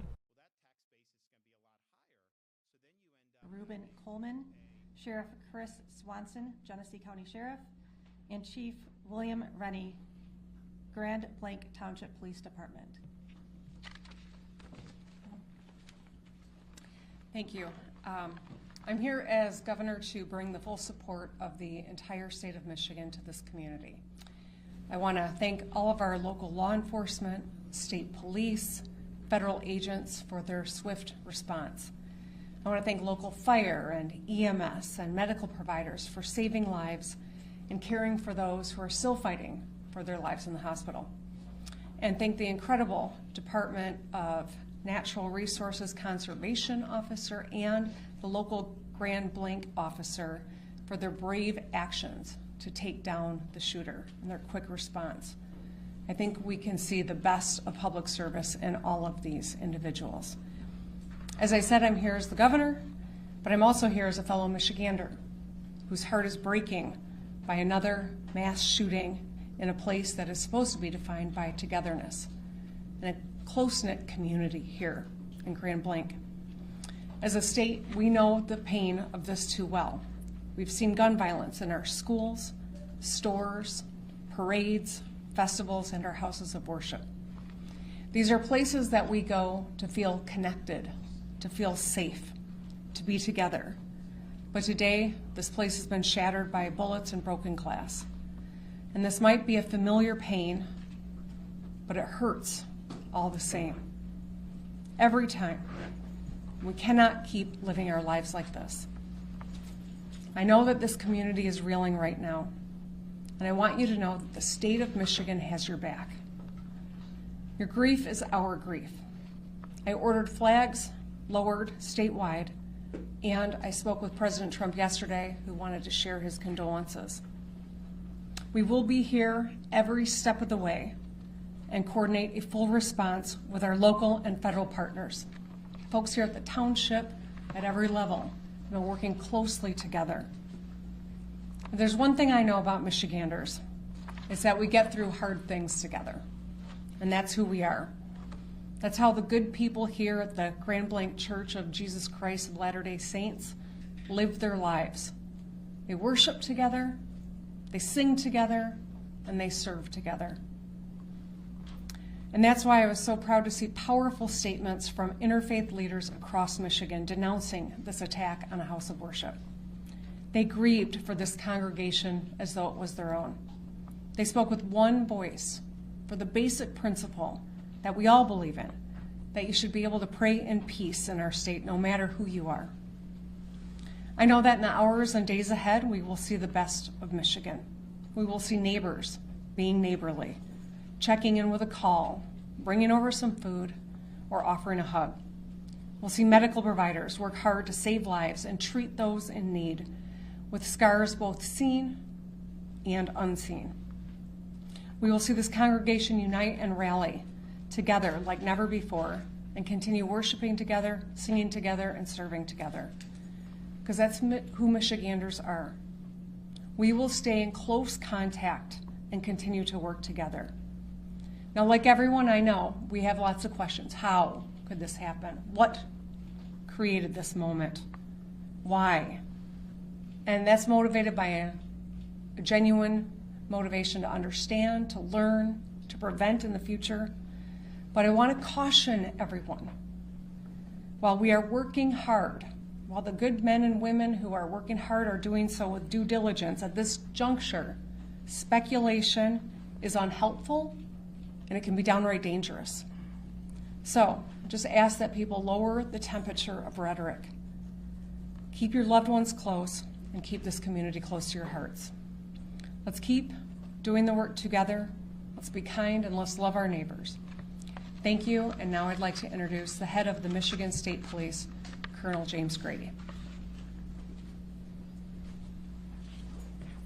Thank you, Governor, and good afternoon. Now, this community has been greatly impacted by yesterday's events. We are offering our deepest condolences to those affected by this tragedy. This horrific event is something that this community has never experienced. It is important at this time that we come together to support one another in this time of grief. We stand ready and willing to assist both our local and federal partners with any additional needs as this investigation continues. The Michigan State Police immediately responded alongside our public safety partners to secure the scene, provide support to our neighbors, with our emergency support team serving search warrants, the bomb squad and K-9 teams sweeping numerous locations for evidence and explosives. Additionally, our forensic science laboratories and our special investigations section continue to investigate the officer-involved shooting and work alongside our federal and local partners. I'd like to take a moment for everybody to remember that last year we put together an initiative called Stop a Plot. While we are committed to keeping our community safe, we also need your help. Again, it takes everybody. 53% of mass attacks leave a trail of clues leading up to them. And 2/3 of mass attackers elicited behavior that caused concerns. So we are asking our communities to stay vigilant, and if you see something suspicious, please contact local law enforcement or 911 immediately. We will keep the family in our prayers here at MSP as they continue to cover and we work together. Thank you for your time. Next up, we will have from the thank you. We will have ATS Special Agent in Charge for Michigan, James Deere. Good afternoon. My name is Jim Deere with ATF. I'm the Special Agent in Charge for ATF Michigan. On behalf of the men and women of ATF, I offer my deepest sympathy and condolences to this community and to the families affected by this tragedy, this horrific act of violence. There is no place in our society for this. There's absolutely no place. But it's become all too common, and as we know, we have become more and more desensitized. This community is hurting, and we are here to help them heal. As part of that healing process, ATF has brought in their national response team. This is a cadre of world-renowned investigators for arson and explosive incidents. They have been used all over the world, and they come from places as far as California, Hawaii, and they're here in Michigan now. They arrived last night, they've briefed, they're examining the scene, and that is what they're doing at this point. From ATF's perspective, I would encourage the community not to travel by the church. Those roads have been blocked off and access is controlled. While that might be a little disheveling for folks, we need that scene security for our investigators as they dig out this scene. So with that in mind, that's our ask for the community. We are also looking at the improvised explosive devices that were recovered during this investigation and looking towards that end as well. I need to introduce the acting Special Agent in Charge for the FBI of Detroit, Michigan, Reuben Coleman.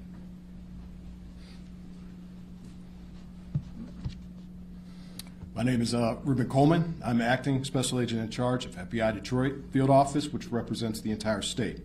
At this time, we wanted to provide an update on our investigative efforts regarding yesterday's tragic shooting at the Church of Jesus Christ of Latter-day Saints in Grand Blanc, Michigan.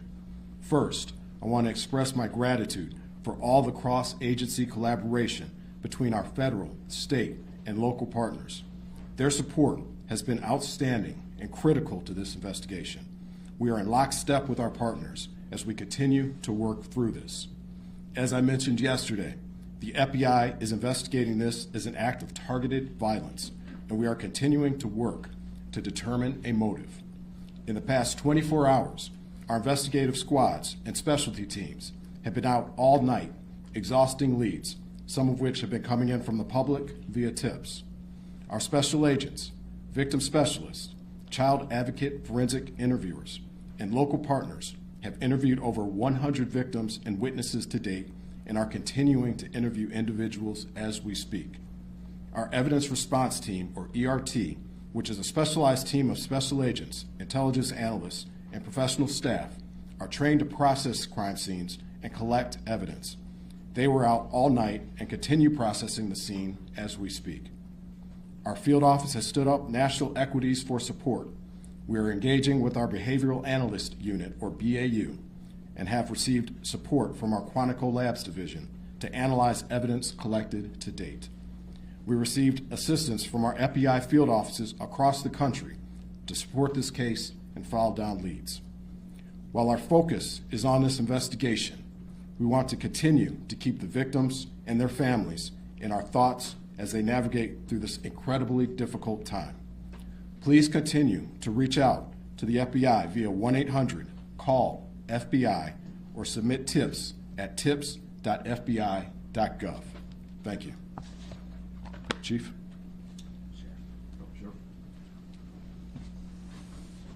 You prepare in peace to perform in chaos. I saw it live. I saw what you trained for, what you planned for, and then reality hit yesterday morning on a bright sunny day when people went to worship. But what I also saw is every level of government law enforcement work together for the good of the people. What I witnessed was people putting their lives at risk that had 2 months on the job as an EMT, or brand new firefighters veteran firefighters, and law enforcement just to bring a sense of stability to a scene that was chaotic and dynamic. As the sheriff of this county, I see the great people every day, but I want this community to know that those ranks and those agencies that were mentioned before me, we worked together, we worked in concert, and we did the job. And there's more to do. I will tell you, the sheriff's office dedicated every county sheriff medic that we had available, patrol, investigators, we did interviews, emergency management, whatever the task was needed. The sheriff's office worked with everybody that you heard and many that you don't know to bring justice and also order to this scene. But I will tell you, the days are continuing. We have 31 marked cars on as we speak, making sure schools that are in session, in churches that are planning Bible studies, regardless of faith-based, that they will be protected. Anybody who calls in, we will be there like other law enforcement to settle the community and bring a sense of calmness to people. There is an uncertainty, but law enforcement, especially the sheriff's office, will bring that to you. I will tell you that there are noble heroes who do not wear a uniform that went to that church yesterday. You're going to hear their stories as we lay out this case with law enforcement, but I will tell you this, those heroes from that church did their job. And it was led because of a police department. So law enforcement from this township is led by a chief who demonstrated leadership right out of the gate. And my honor is to announce him as the final speaker, Chief Rennie of Grand Blanc Township. Thank you, Sheriff. Evil. This was an evil act of violence. That's exactly what this was. And this is not Grand Blanc. This does not define Grand Blanc and who we are. An evil act of violence. You just heard that from the Grand Blanc police chief speaking at this news conference, giving an update on the Michigan church shooting that happened yesterday. We've got to take another break here on Fox Local, but we'll be right back after this.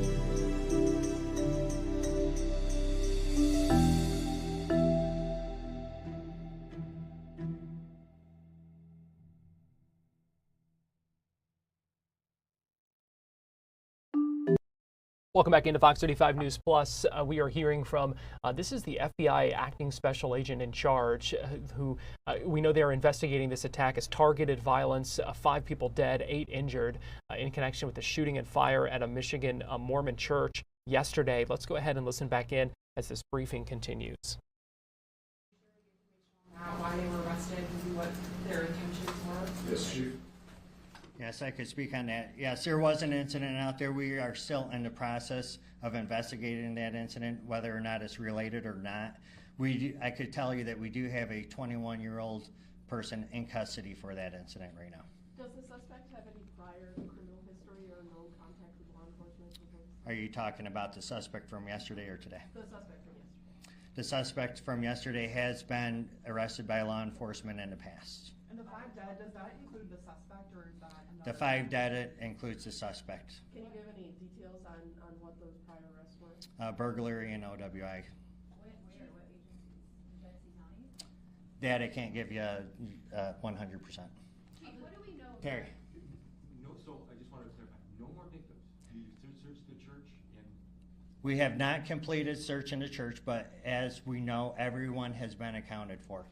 That's going to be all the questions that we answered today. If you, this is our last press conference. If there's other pertinent information that develops, we will let you guys all know and post that on our social media account, Grambling Township Police Department Facebook page. Thank you.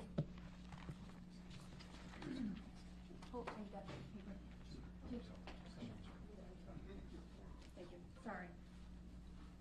I'd just like to note that Dr. Michael Danick, the Medical Chief of Staff from Henry Ford Genesis, will be available for questions after this news conference. He's here on the side of the room. Does anybody need any spelling of names? No? Would it be possible to just bring him up right now? Sure. We're good. Yep. Can we also confirm right now, are there 8 injured still at the time? So it's 5 dead, including the shooter, 8 injured. Correct. Thank you. Hi, everybody. I'm Lauren Zakalik. I'm the PR director at Henry Ford Health. I'm going to introduce now Dr. Michael Danick, normal spelling for Michael, D-A-N-I-C. He is our medical chief of staff at Henry Ford Genesis Hospital. He's going to make some opening remarks, talk about what happened yesterday. We'll take a few questions. Thank you. Thank you. Thank you very much for having me. It was a very sad day for our community. Our law enforcement did amazing, as well as our medical staff throughout the entire Genesee County area. Henry Ford Genesis was prepared and did extremely well. And we also like to thank Hurley and McLaren for taking great care of all of the patients. An update on what we have had is we had a total of 8 patients at Henry Ford Genesis from the ages of 6 to 78. 5 were gunshot wounds and 3 were smoke inhalations. 2 of the smoke inhalations have been discharged. 1 is still intubated at this time. For the gunshot wounds, 1 had sustained gunshot wounds, multiple to the chest and abdomen, is in critical condition. 1 had to the abdomen, is in critical condition still, but mostly stable. 1 of the victims did die in the emergency department. 1 child came in, was stabilized, and then transferred. And then there was another gentleman who had a gunshot on the leg. The trauma team was really well prepared for this. They activated the Mass Casualty Incident Command. Our trauma surgeon, Christopher Ash, was on the team, and John Vance, one of our other trauma surgeons, helped lead the charge. Dr. Sandy Ross was the ER attending at the time and did a phenomenal job of triaging. All of the community members came together. We hate having to prepare for these kind of events, but we are prepared, as well as the other hospitals in our community. We're very grateful to be helping to serve this community, and will continue to do for years to come. So, any questions? How many were there? What round struck the victims? You said some were shot in the chest and abdomen. Was this with rifle, 2 3-round handgun? Can you speak? I don't have information on the caliber. How many were under the age of 18? I don't have that answer either. What was the age range? It was 6 to 78. Of the people found in the church after it was evacuated, do you know anything about the suspected cause of death of those 2 people? I do not, and I can't extrapolate either. Can you tell us more about the child that you mentioned? Was that child shot, boy or girl, 6-year-old? Had an injury to the arm, and out of an abundance of caution was transferred to another hospital. Was the injury a gunshot wound? I can't verify that. Dr. Danick was one of the physicians that was treating patients yesterday. If anybody wants to ask him about his experience and just being there. I will say it was very interesting taking care of our community members in this kind of a traumatic experience. We had a number of our residents who were members of the church and were on site. Not only were they victims, they were also first responders. And having your friends and family come in injured and taking care of them is a really incredible experience. They were heroes. Those on the scene were absolute heroes, going in and out of the fire to drag people out, helping each other take care of the victims on the scene, and the community really came together. We'll take two more questions. I wanted to ask, have you ever seen anything even like to this extent in our community, and what was that like for you to respond to? Never in our community. A lot of us who have trained in the trauma settings have dealt with gunshot wounds, so everyone who's on the staff there has dealt with these types of injuries in the past. It's just strange when it's your community hospital. Last question. I understand there are some nurses that are on strike and wanted to help but then were turned away. Are you able to talk a little bit about that? Yeah, we're very happy that the instinct was to help, and we have a great loving community, and the instinct was there, but I cannot comment on the work stoppage. All right, thank you. Sorry, doctor, just quickly, when you said residents, you meant residents of the community, right? Resident physicians, those in training. Okay. Thank you. All right, thank you.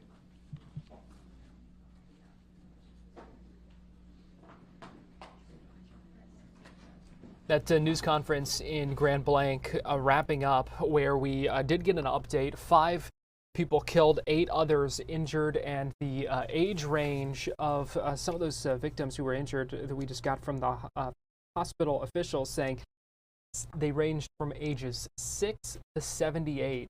So certainly learning some more about that, what the FBI is investigating as a targeted attack at that Michigan church. You heard some of the extent of the injuries discussed as well when it comes to multiple gunshot wounds, smoke inhalation, just a terrifying situation at that Church of Latter-day Saints in Grand Blanc, Michigan yesterday. Police calling it an evil act of violence. And we, again, kind of heard the latest on that investigation and the victims who are, several of them, still in the hospital. You heard them describe at least one who remains in critical condition right now.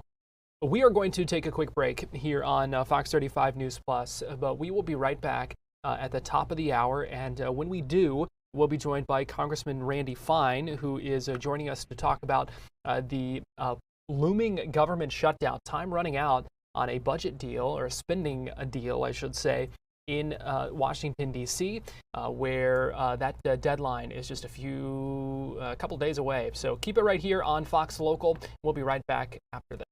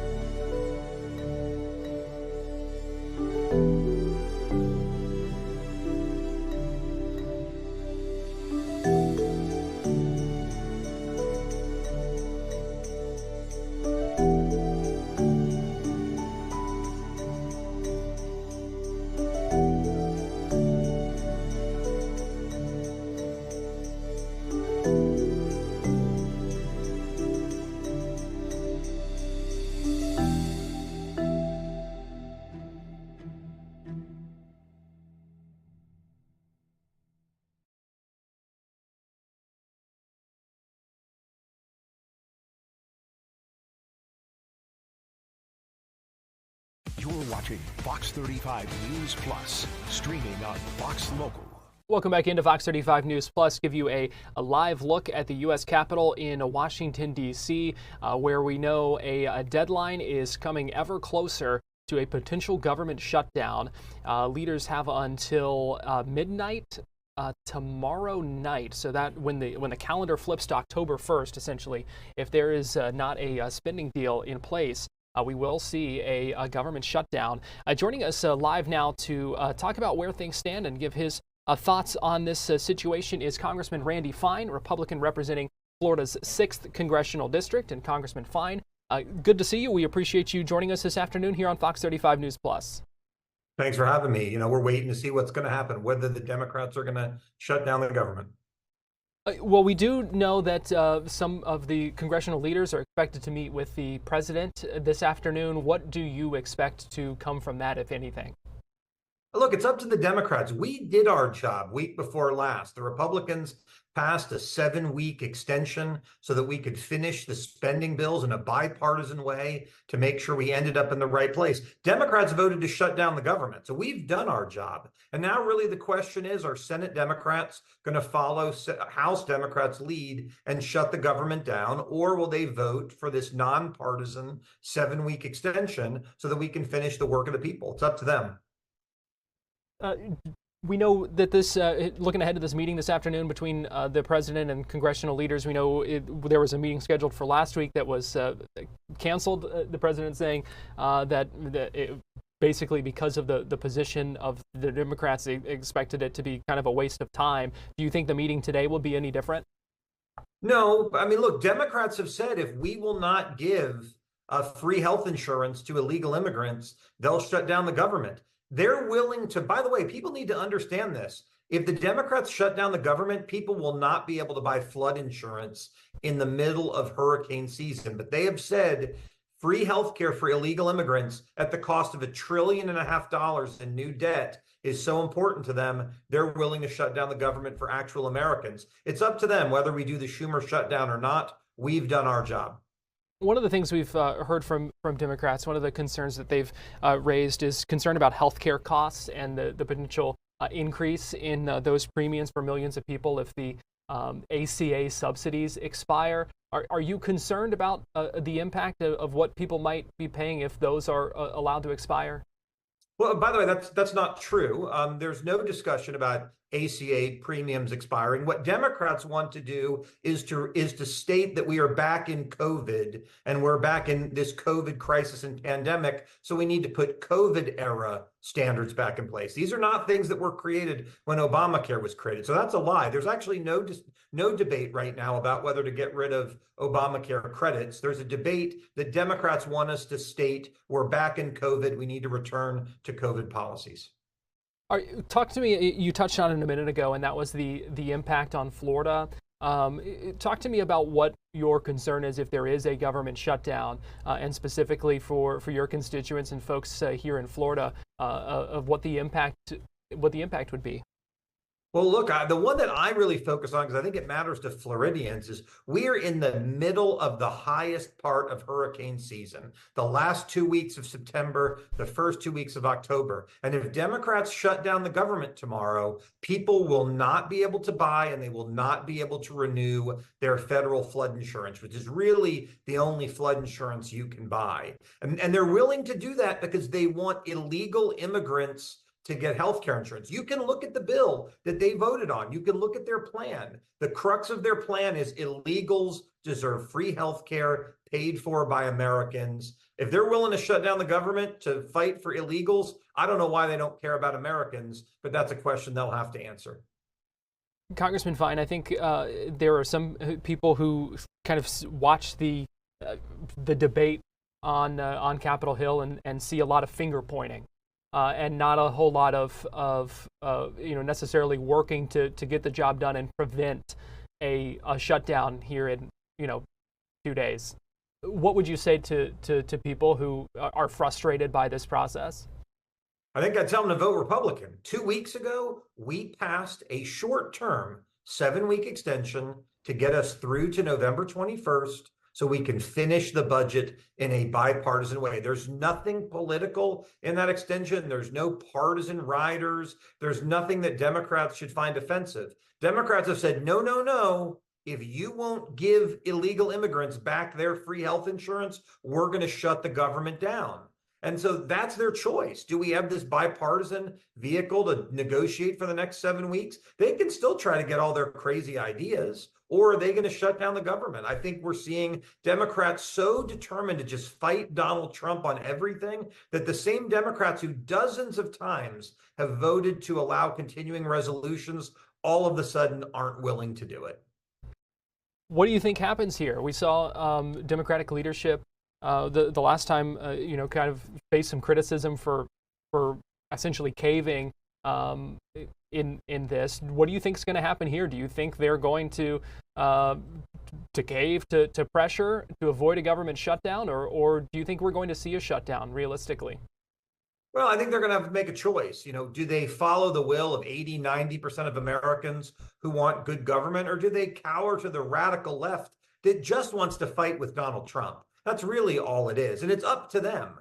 I mean, the House of Representatives passed a government funding bill, and we're now in our districts for Yom Kippur. We're not in Washington. So the Democrats and the Senate are there. They're going to have to decide what to do. And we'll know tomorrow, have they voted to shut down the government, or have they voted to keep it open? But the window's drawing short, and I hope they do the right thing and they fund the government. But it's up to them. We did our job. Congressman Fine, is this debate over the spending bill kind of a microcosm of what we see in politics nowadays, where it's hard for our kind of opposing sides to see eye to eye, or because of just, it seems, kind of widening gaps when it comes to philosophies and things like that, whatever it may be? Is this just another example of why we don't always see a whole lot get done in Washington? Well, I don't know. What I will say is I think what we're seeing right now is Trump derangement syndrome. I mean, Democrats so determined to fight with President Trump that they'll make insane demands. Like, if you're not willing to borrow $1.5 trillion to give illegal immigrants health insurance, we're going to shut down the government. I mean, this isn't how it should work.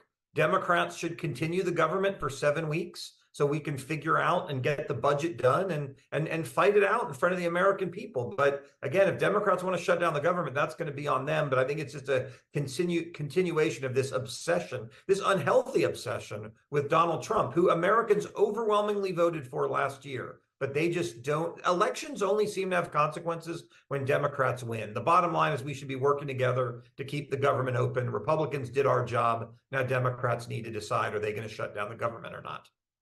Is there anything that, I know you mentioned the clean CR that Republicans already passed. Is there any wiggle room? Is there anything, any places where Republicans or you would be willing to budge if Democrats kind of came to the table and wanted maybe something slightly different? The problem is it's too late. I mean, the government shuts down tomorrow night at midnight. The time for negotiation is when we do the budget.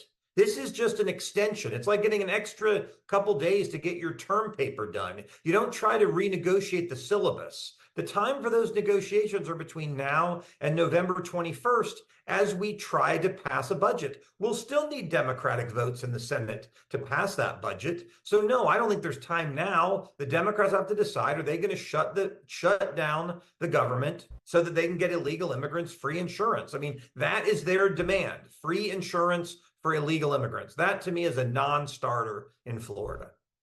11:59 tomorrow night. As the clock hits midnight, what do you think is going to happen? Do you think, if we were having this conversation right then, what do you think the headline would be? I don't think there's any time between now and tomorrow night at midnight for anything to change. I think the Democrats have to decide, are they going to shut down the government or not? Remember, this is only 7 weeks of funding. This isn't some 10-year plan. We still have to finish the budget. They still have time to debate on all of their ideas. So this is just, again, this sort of pedantic, immature temper tantrum because they're mad at Donald Trump. I think what we're going to say tomorrow night at midnight is Republicans voted to fund the government for the next 7 weeks. Democrats voted to shut it down. I think it's going to be a very simple discussion. Congressman Randy Fine, Republican from Florida's 6th Congressional District. We appreciate you taking the time and talking with us this afternoon here on Fox 35 News Plus. Anytime, let me know. We are going to take a quick break. We'll give you a live look at the U.S. Capitol right now and also give you a live look at the White House, where we know the president has been meeting with the Israeli Prime Minister this morning and into the afternoon. We do expect to hear from them shortly in a joint news conference as well. In fact, I can give you a live look inside the State Dining Room where that news conference is going to begin shortly. So keep it right here on Fox Local. We've got more to come, and we'll be right back after this.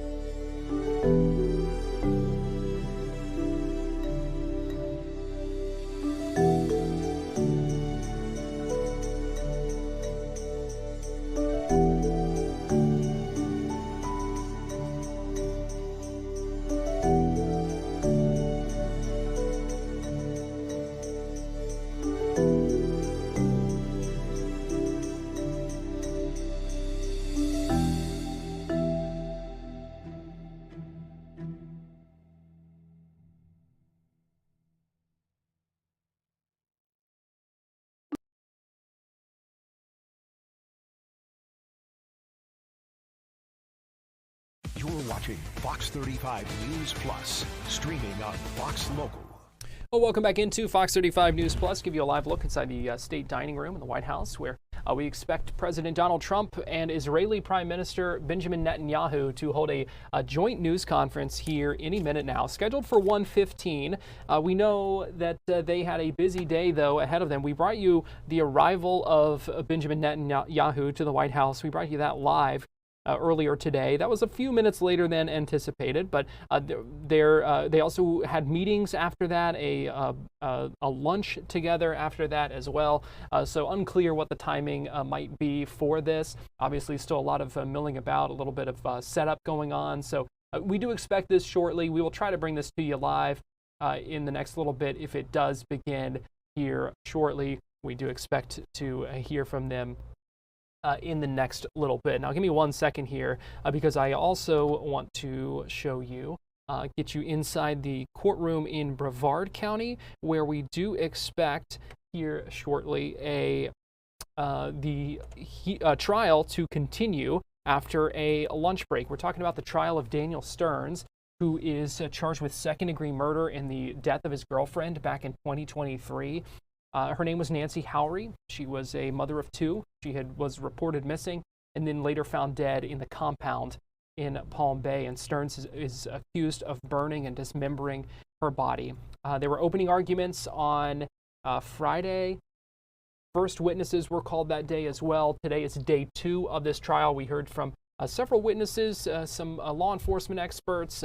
They looked through some financial documents earlier today showing the last purchase that Nancy Howery had made in person, and then the last time her account had been charged. We also saw some body camera video a little bit ago showing the police response. So we expect there to be more of that and more witnesses called here this afternoon. They did take a lunch break and are expected back in the courtroom any minute now. I believe they had also planned on 1:15 for that. So that's kind of where things stand right now. Been a lot to track today, a lot we have been watching, and a lot of live events that we've brought you throughout the day. One other thing I can tell you that is also going on, let me give you another live look at the Capitol. The House Judiciary Subcommittee on Oversight is holding a hearing, not on Capitol Hill, but in North Carolina today. It's a victims of violent crime hearing, and they're specifically looking at crime in Charlotte, North Carolina, and the surrounding areas, hearing some testimony from some family members of murder victims, hearing from police officers as well at this hearing. We did hear just a little bit ago from Congresswoman Laurel Lee, a Republican from Florida, who spoke and had the chance to ask questions of those witnesses during this committee hearing that's going on in North Carolina. So we will have those remarks for you coming up in just a little bit as well. That I believe has wrapped up. Yes, it appears that that hearing has wrapped up, but it went on for probably a couple of hours. As well as several Congress members had the chance to ask their questions. And again, that one was live in Charlotte, North Carolina, not in Washington, D.C. So that's kind of where things stand right now. We've got a little bit of time now. We're going to take a quick break, and then we'll jump back into some local news while we wait on the news conference at the White House to begin. So keep it right here. We've got more to come next right here on Fox Local. And as we go to break, I'm going to give you a live look at downtown Orlando, where we've seen some showers coming through, and there's some rain falling right now over downtown. We'll be right back with more right after this.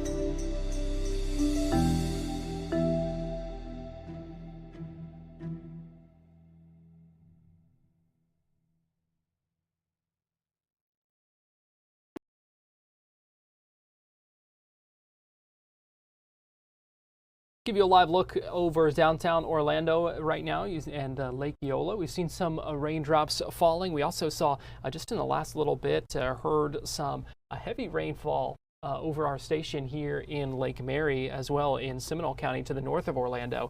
I'm Garrett Weimer, and thanks for joining us on this Monday afternoon, live on Fox Local and on YouTube. I'll give you a live look again right now inside this courtroom in Brevard County, where any minute now we expect them to come back from lunch and continue this trial of Daniel Stearns. I mentioned before we went to break about the body camera video showing police response. I do want to go ahead and play that for you while we're waiting on the court to come back in session. This is Palm Bay Police speaking with Daniel Stearns, looking for Nancy Howery, his girlfriend at the time. So, and you'll see some of the body camera. Don't worry, it's not graphic. You're not going to see anything that you don't want to. So it's about a 7-minute clip. This was what happened in court very shortly before they took the lunch break. So here's get you inside that courtroom from just a little bit ago.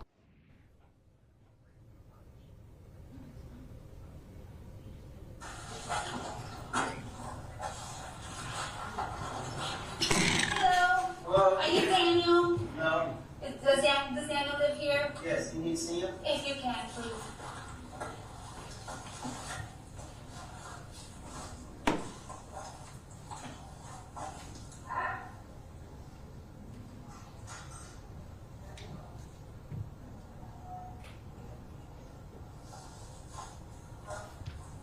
What's going on? My son. Yeah, I just need to speak to him. He's not in any trouble. Okay. Yeah. Is Nancy here? She's in the bathroom. I told him you're here. Is your female named Nancy? Nancy? Yeah. Is there a female that's in here that's name is Nancy? Yeah, he's fine. Hey Daniel, how you doing? How are you? I have a question. Are you familiar with Nancy? I've fallen out. I haven't spoken. When was the last time you spoke to her? I can say. Okay. Was it like, has it been days, months?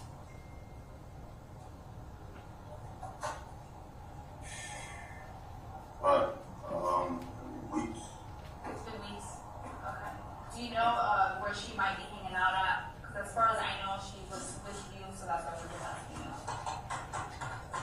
How do you know she wasn't? With just some information that we got. You got a call from Nancy at Harbor Beach. Yeah. So that's the information they were getting. But we're just kind of doing that. Yeah. Alright. Yeah, wait, what was the last question? Do you know where she might be at? Oh. Typical hangout she likes. Does she like any particular bar or restaurants?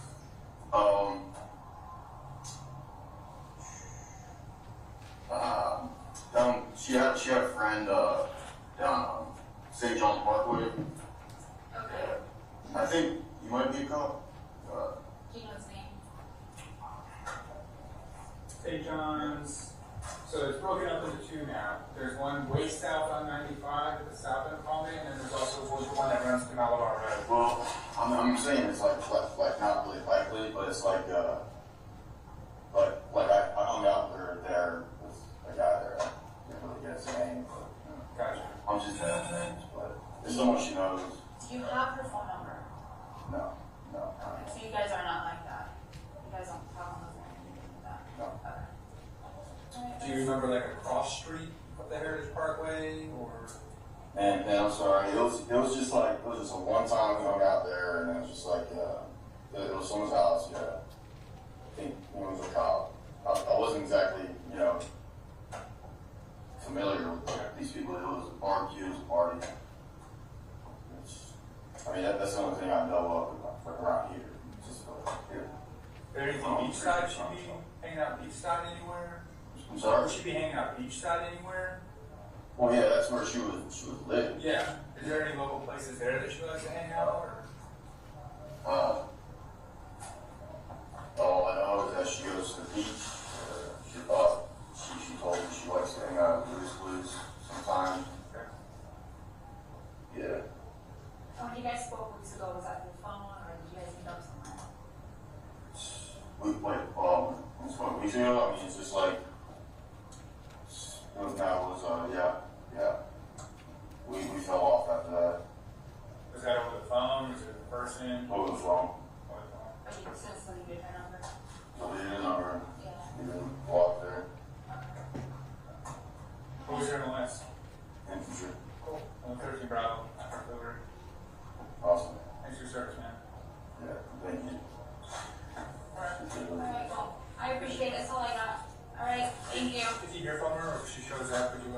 there's obviously an enormous future for him. So. Yeah, so, yeah, I'm probably guessing a lot of people have contacted her if she's missing. So, if I hear from her. If she shows up or if you hear anything, just let us know, man. All right. Thank you.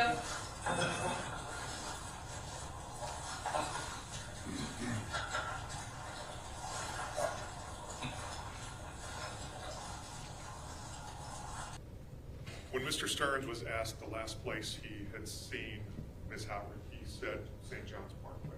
Are you familiar with the geography of this area? Very familiar. Okay. He pointed in a direction. Did he point towards St. John's Parkway? St. John, so his house, his residence, the front door faces the south. St. John's Heritage Parkway would be to the west. And which direction did he point? He pointed to the south. He was indicating with his 2 fingers the last place he had hung out with her. And the direction that he did point to the south, is that, what would be south of, relative to your knowledge of this case, what would be south of that location where he was pointing? DeGroot Road, the area of DeGroot Road. Where Nancy's vehicle was found? Correct, sir.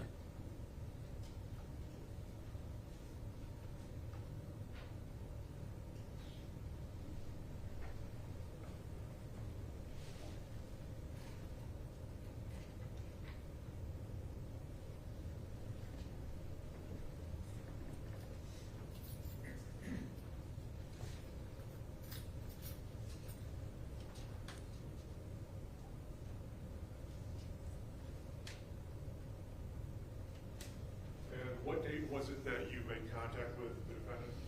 It would have been February 19th of 2023, sir. I apologize.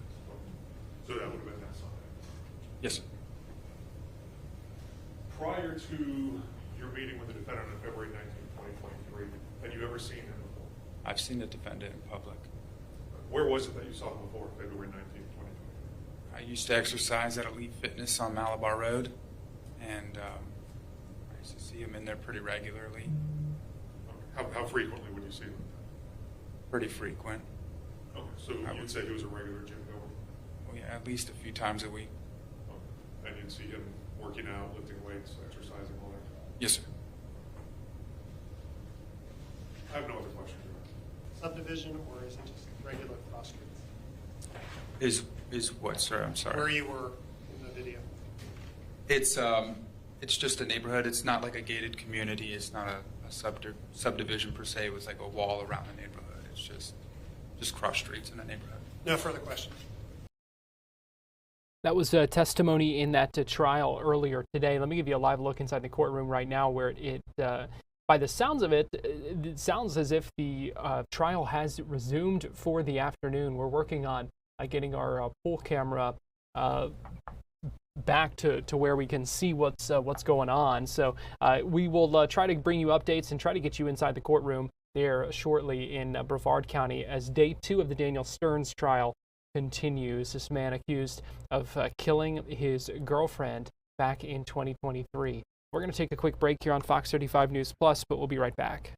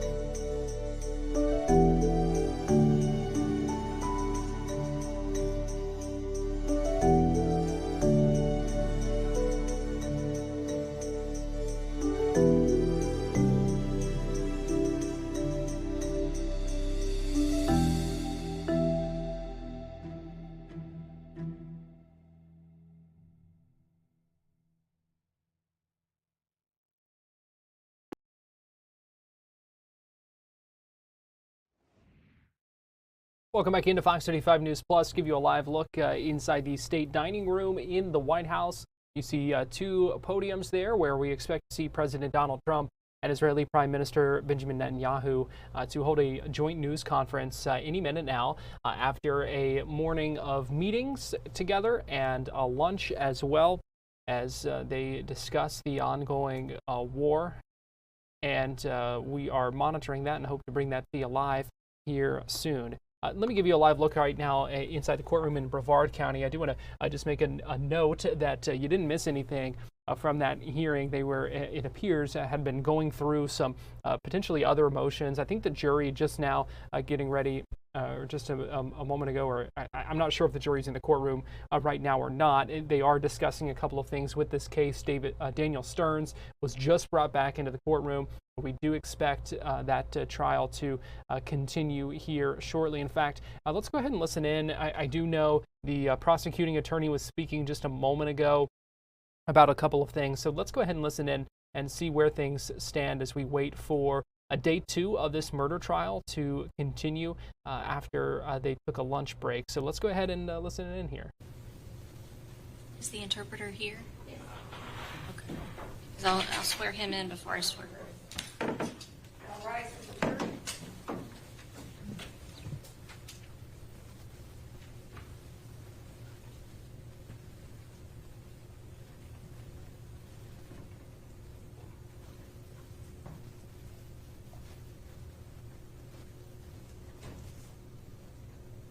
The jury is present. You may be seated.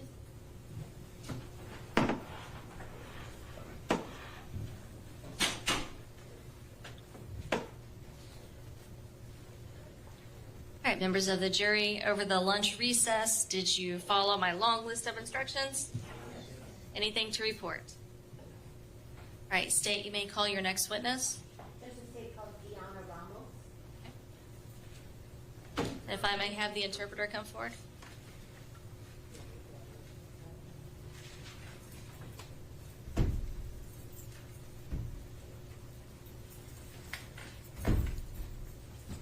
All right, now I'll go ahead and swear you in, sir.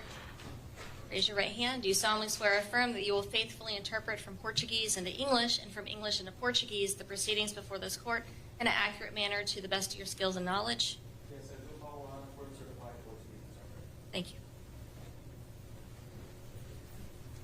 We'll shout to be sworn in first.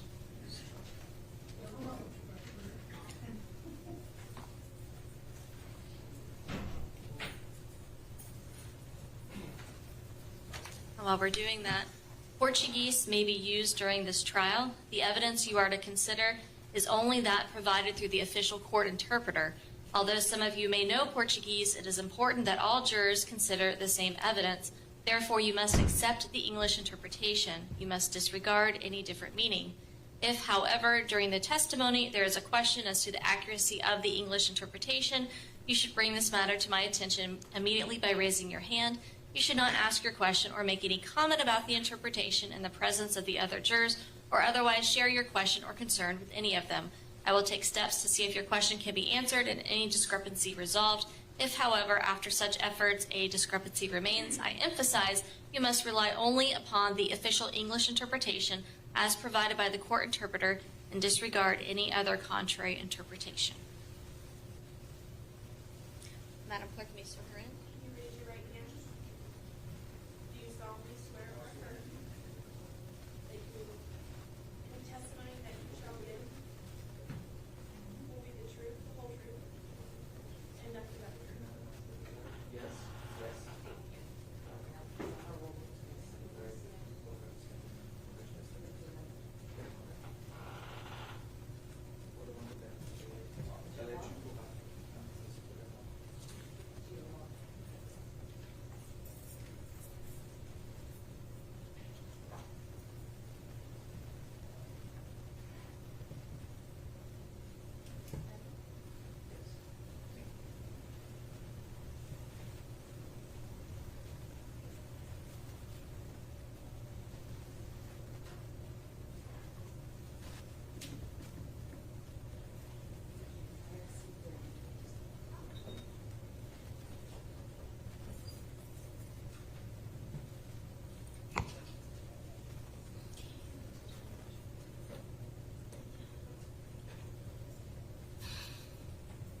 You may proceed.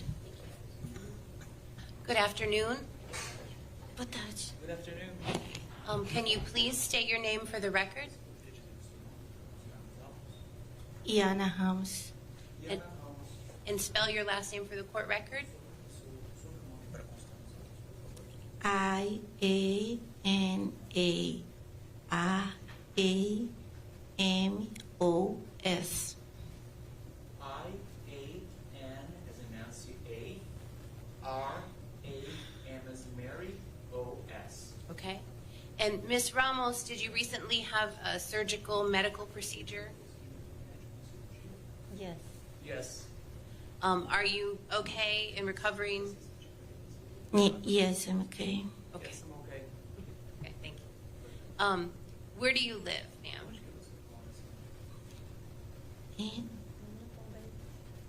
In Palm Bay. Okay. And how long have you lived in Palm Bay? my love. Six. Oh my gosh, 6. 6 years? Yes. Yes, Okay. yes. Did you know the victim in this case, Nancy Howry? Yes. Yes. And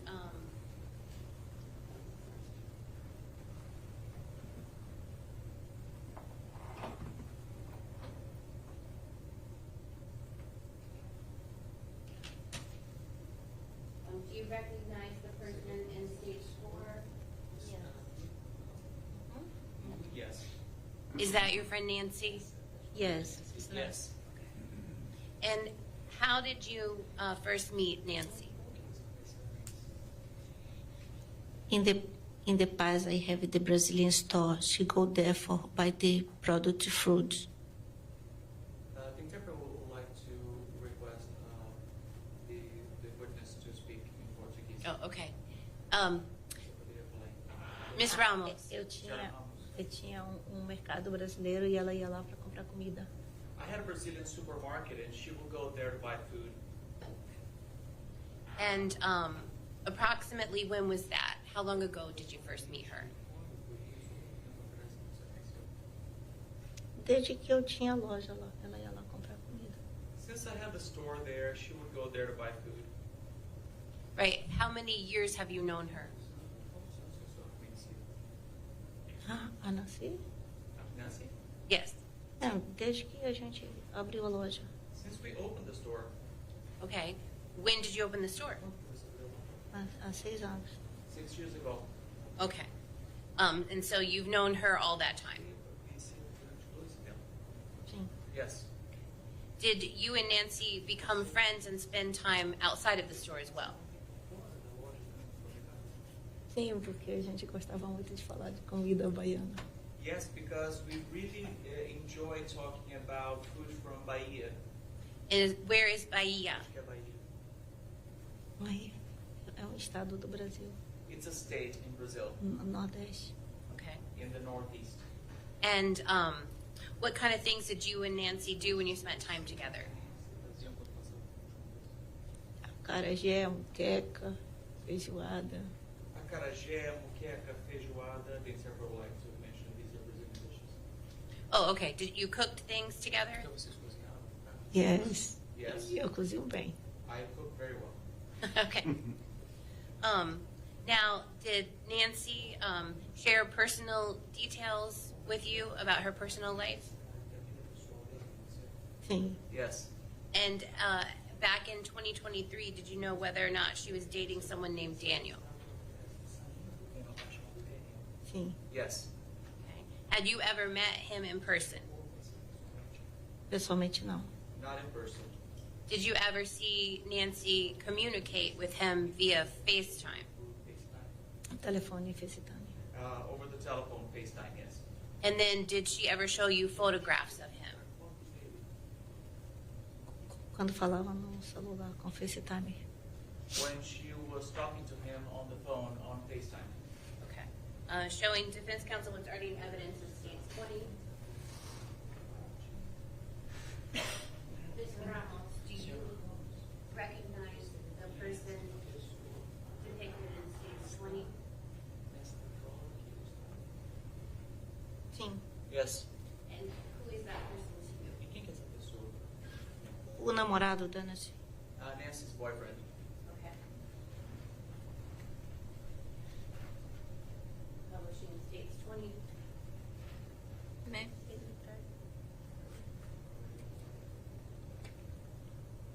Now, I want to show you states 25.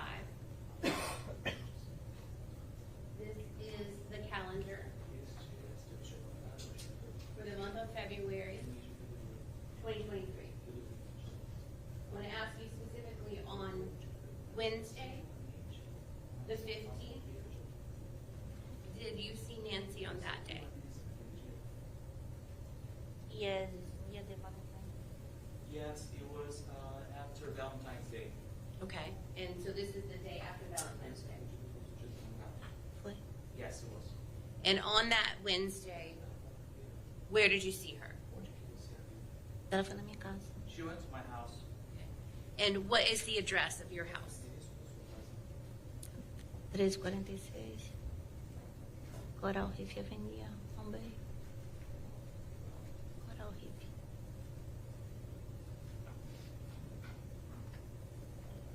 Bombay. 1346 Coral Reef Avenue in Palm Bay. Showing defense counsel what's been marked for identification as states AA and AB.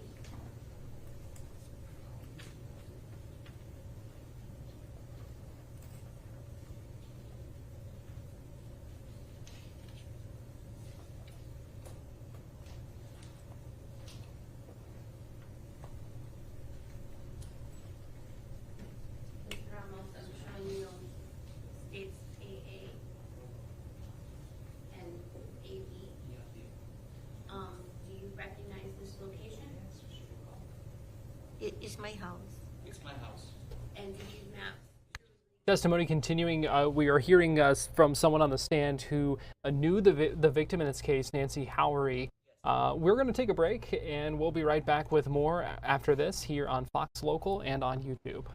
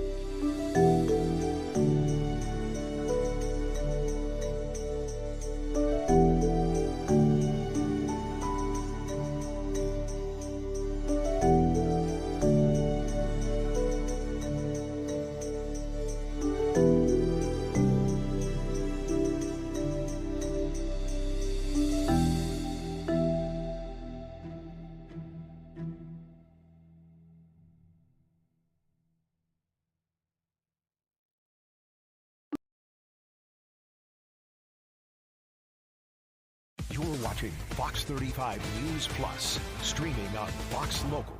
Welcome back into Fox 35 News Plus. We are still standing by for that joint news conference with President Donald Trump and Israeli Prime Minister Benjamin Netanyahu, where we expect them to speak after meeting for several hours now at the White House, having lunch together as well. We know from Fox News reporting they're discussing the president's 21-point Gaza peace plan, and we expect to hear from them shortly. Right now, though, I'll get you back inside the courtroom in Brevard County, where we are hearing testimony from someone who knew the victim in this murder case from 2023. Daniel Stearns, accused of killing and then burning and dismembering the body of his girlfriend, Nancy Howery, back in 2023. She had been reported missing. She was found, her body was found in the compound in Palm Bay. And we are on day 2 now of this murder trial. Let's go ahead and listen back in. Now, did she talk to him only one time or more than one time while she was at your house that morning? O telefone dela estava descarregando. Então ela falava, a ligação caía, ela botava de novo no plug. Her phone was losing charge, so once her phone, once the call would disconnect, she would charge a little bit more and put it back in the plug, and then she would call him again, or they would talk again. Okay. And what happened when she was done talking with him? Ela disse que eles iam passar a noite juntos e ela queria deixar o carro lá em casa. She said that they would spend the night together. Hang on. Just sorry. Approach. Sure.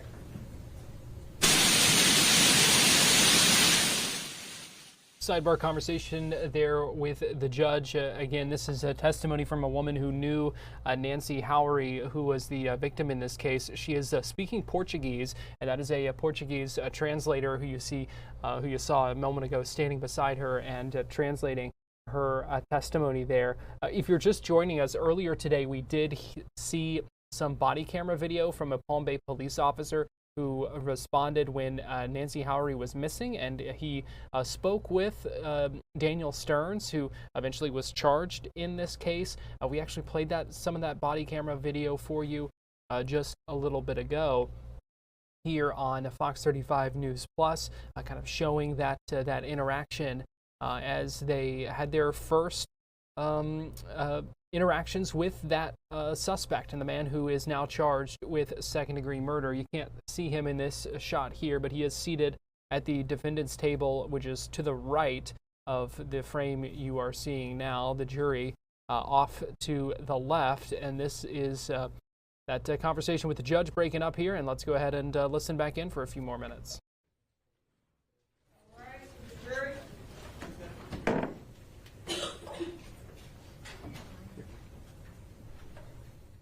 Well, there's a chance that whatever they were just discussing may take a little bit longer than just a couple of minutes, because they are now sending the jury out of the room. That is Daniel Stearns, who you see standing at the defendant's table right there. So we are going to take a quick break here on Fox 35 News Plus, and then we will go ahead and get into a couple of other things. So keep it right here on Fox Local, and we'll be right back.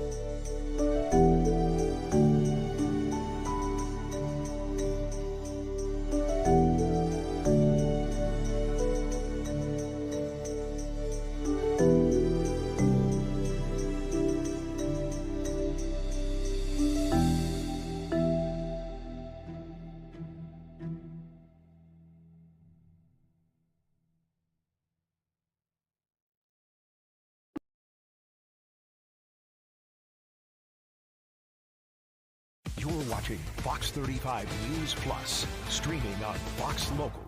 Welcome back into Fox 35 News Plus. I'm Garrett Weimer, and thanks for joining us on this Monday afternoon. The Tampa Bay Buccaneers lost a tight game yesterday to the defending Super Bowl champions. The final score was 31-25. The Bucs falling to the Eagles yesterday. They had fallen behind 24-6 in the first half, but had a strong second half that closed that gap, and they only fell short by about a touchdown.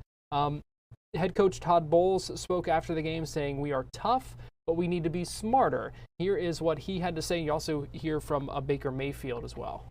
Todd, how disappointing was the 14-0 deficit right in the beginning? It's tough to come back from a good team. You know, the winner of these games when we play them usually starts out fast. We started out fast in the past. They started out fast today, and you're not going to catch a team like that when you start out like that, and credit to them. Todd, every week we talk about a special teams problem, block kicks, block punts. This looked like you ran through the A-gap. What's going on inside of the A's? That's something we'll figure out in the meetings. We'll look at the whole operation, how we're doing it and why we're doing it, and if we're doing it with the right people and if we're doing it with the right scheme, because that's 3 weeks in a row something went wrong, and we'll get that fixed. Is your punter getting the ball off fast enough? It seems like he's got a little bit of a slower wind-up with his kicks. Like I said, we'll get all that fixed. There's a lot going on special teams-wise, and none of it's good. What would you say about the fight in the team today, Todd, overall? I mean, the fight, you're going to have that every week, but you can't fight and get behind the 8 ball against good teams and expect to win. So we're always going to have fight, and we just got to clean up mistakes now. It's getting to that point where we got to cut them down. Todd, the second half defense was incredible. What was the difference? Any halftime adjustments, or just what was the difference? Everybody doing their job. It was just discipline and doing their job. You're going 3 games with no turnovers offensively. To have the 2 there, something that I guess is just trying to come back from a big deficit. What did you see on the 2 plays?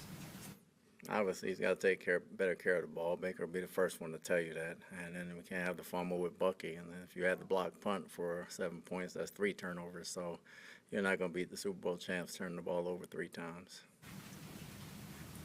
Coach, could you talk about McLaughlin's 65-yard field goal, just sort of how impressive that is, especially for having multiple 55-plus yard field goals today? I mean, he's come back from an early season slump, and he's been making some great kicks for us, and for him to hit that one was huge for us. We didn't know he had that in range. We thought he'd be close, but for him to hit that was big. You had to have some chunk plays to get back in the game. Cam Johnson was able to do that with some punt returns. Can you speak to the job that he did today?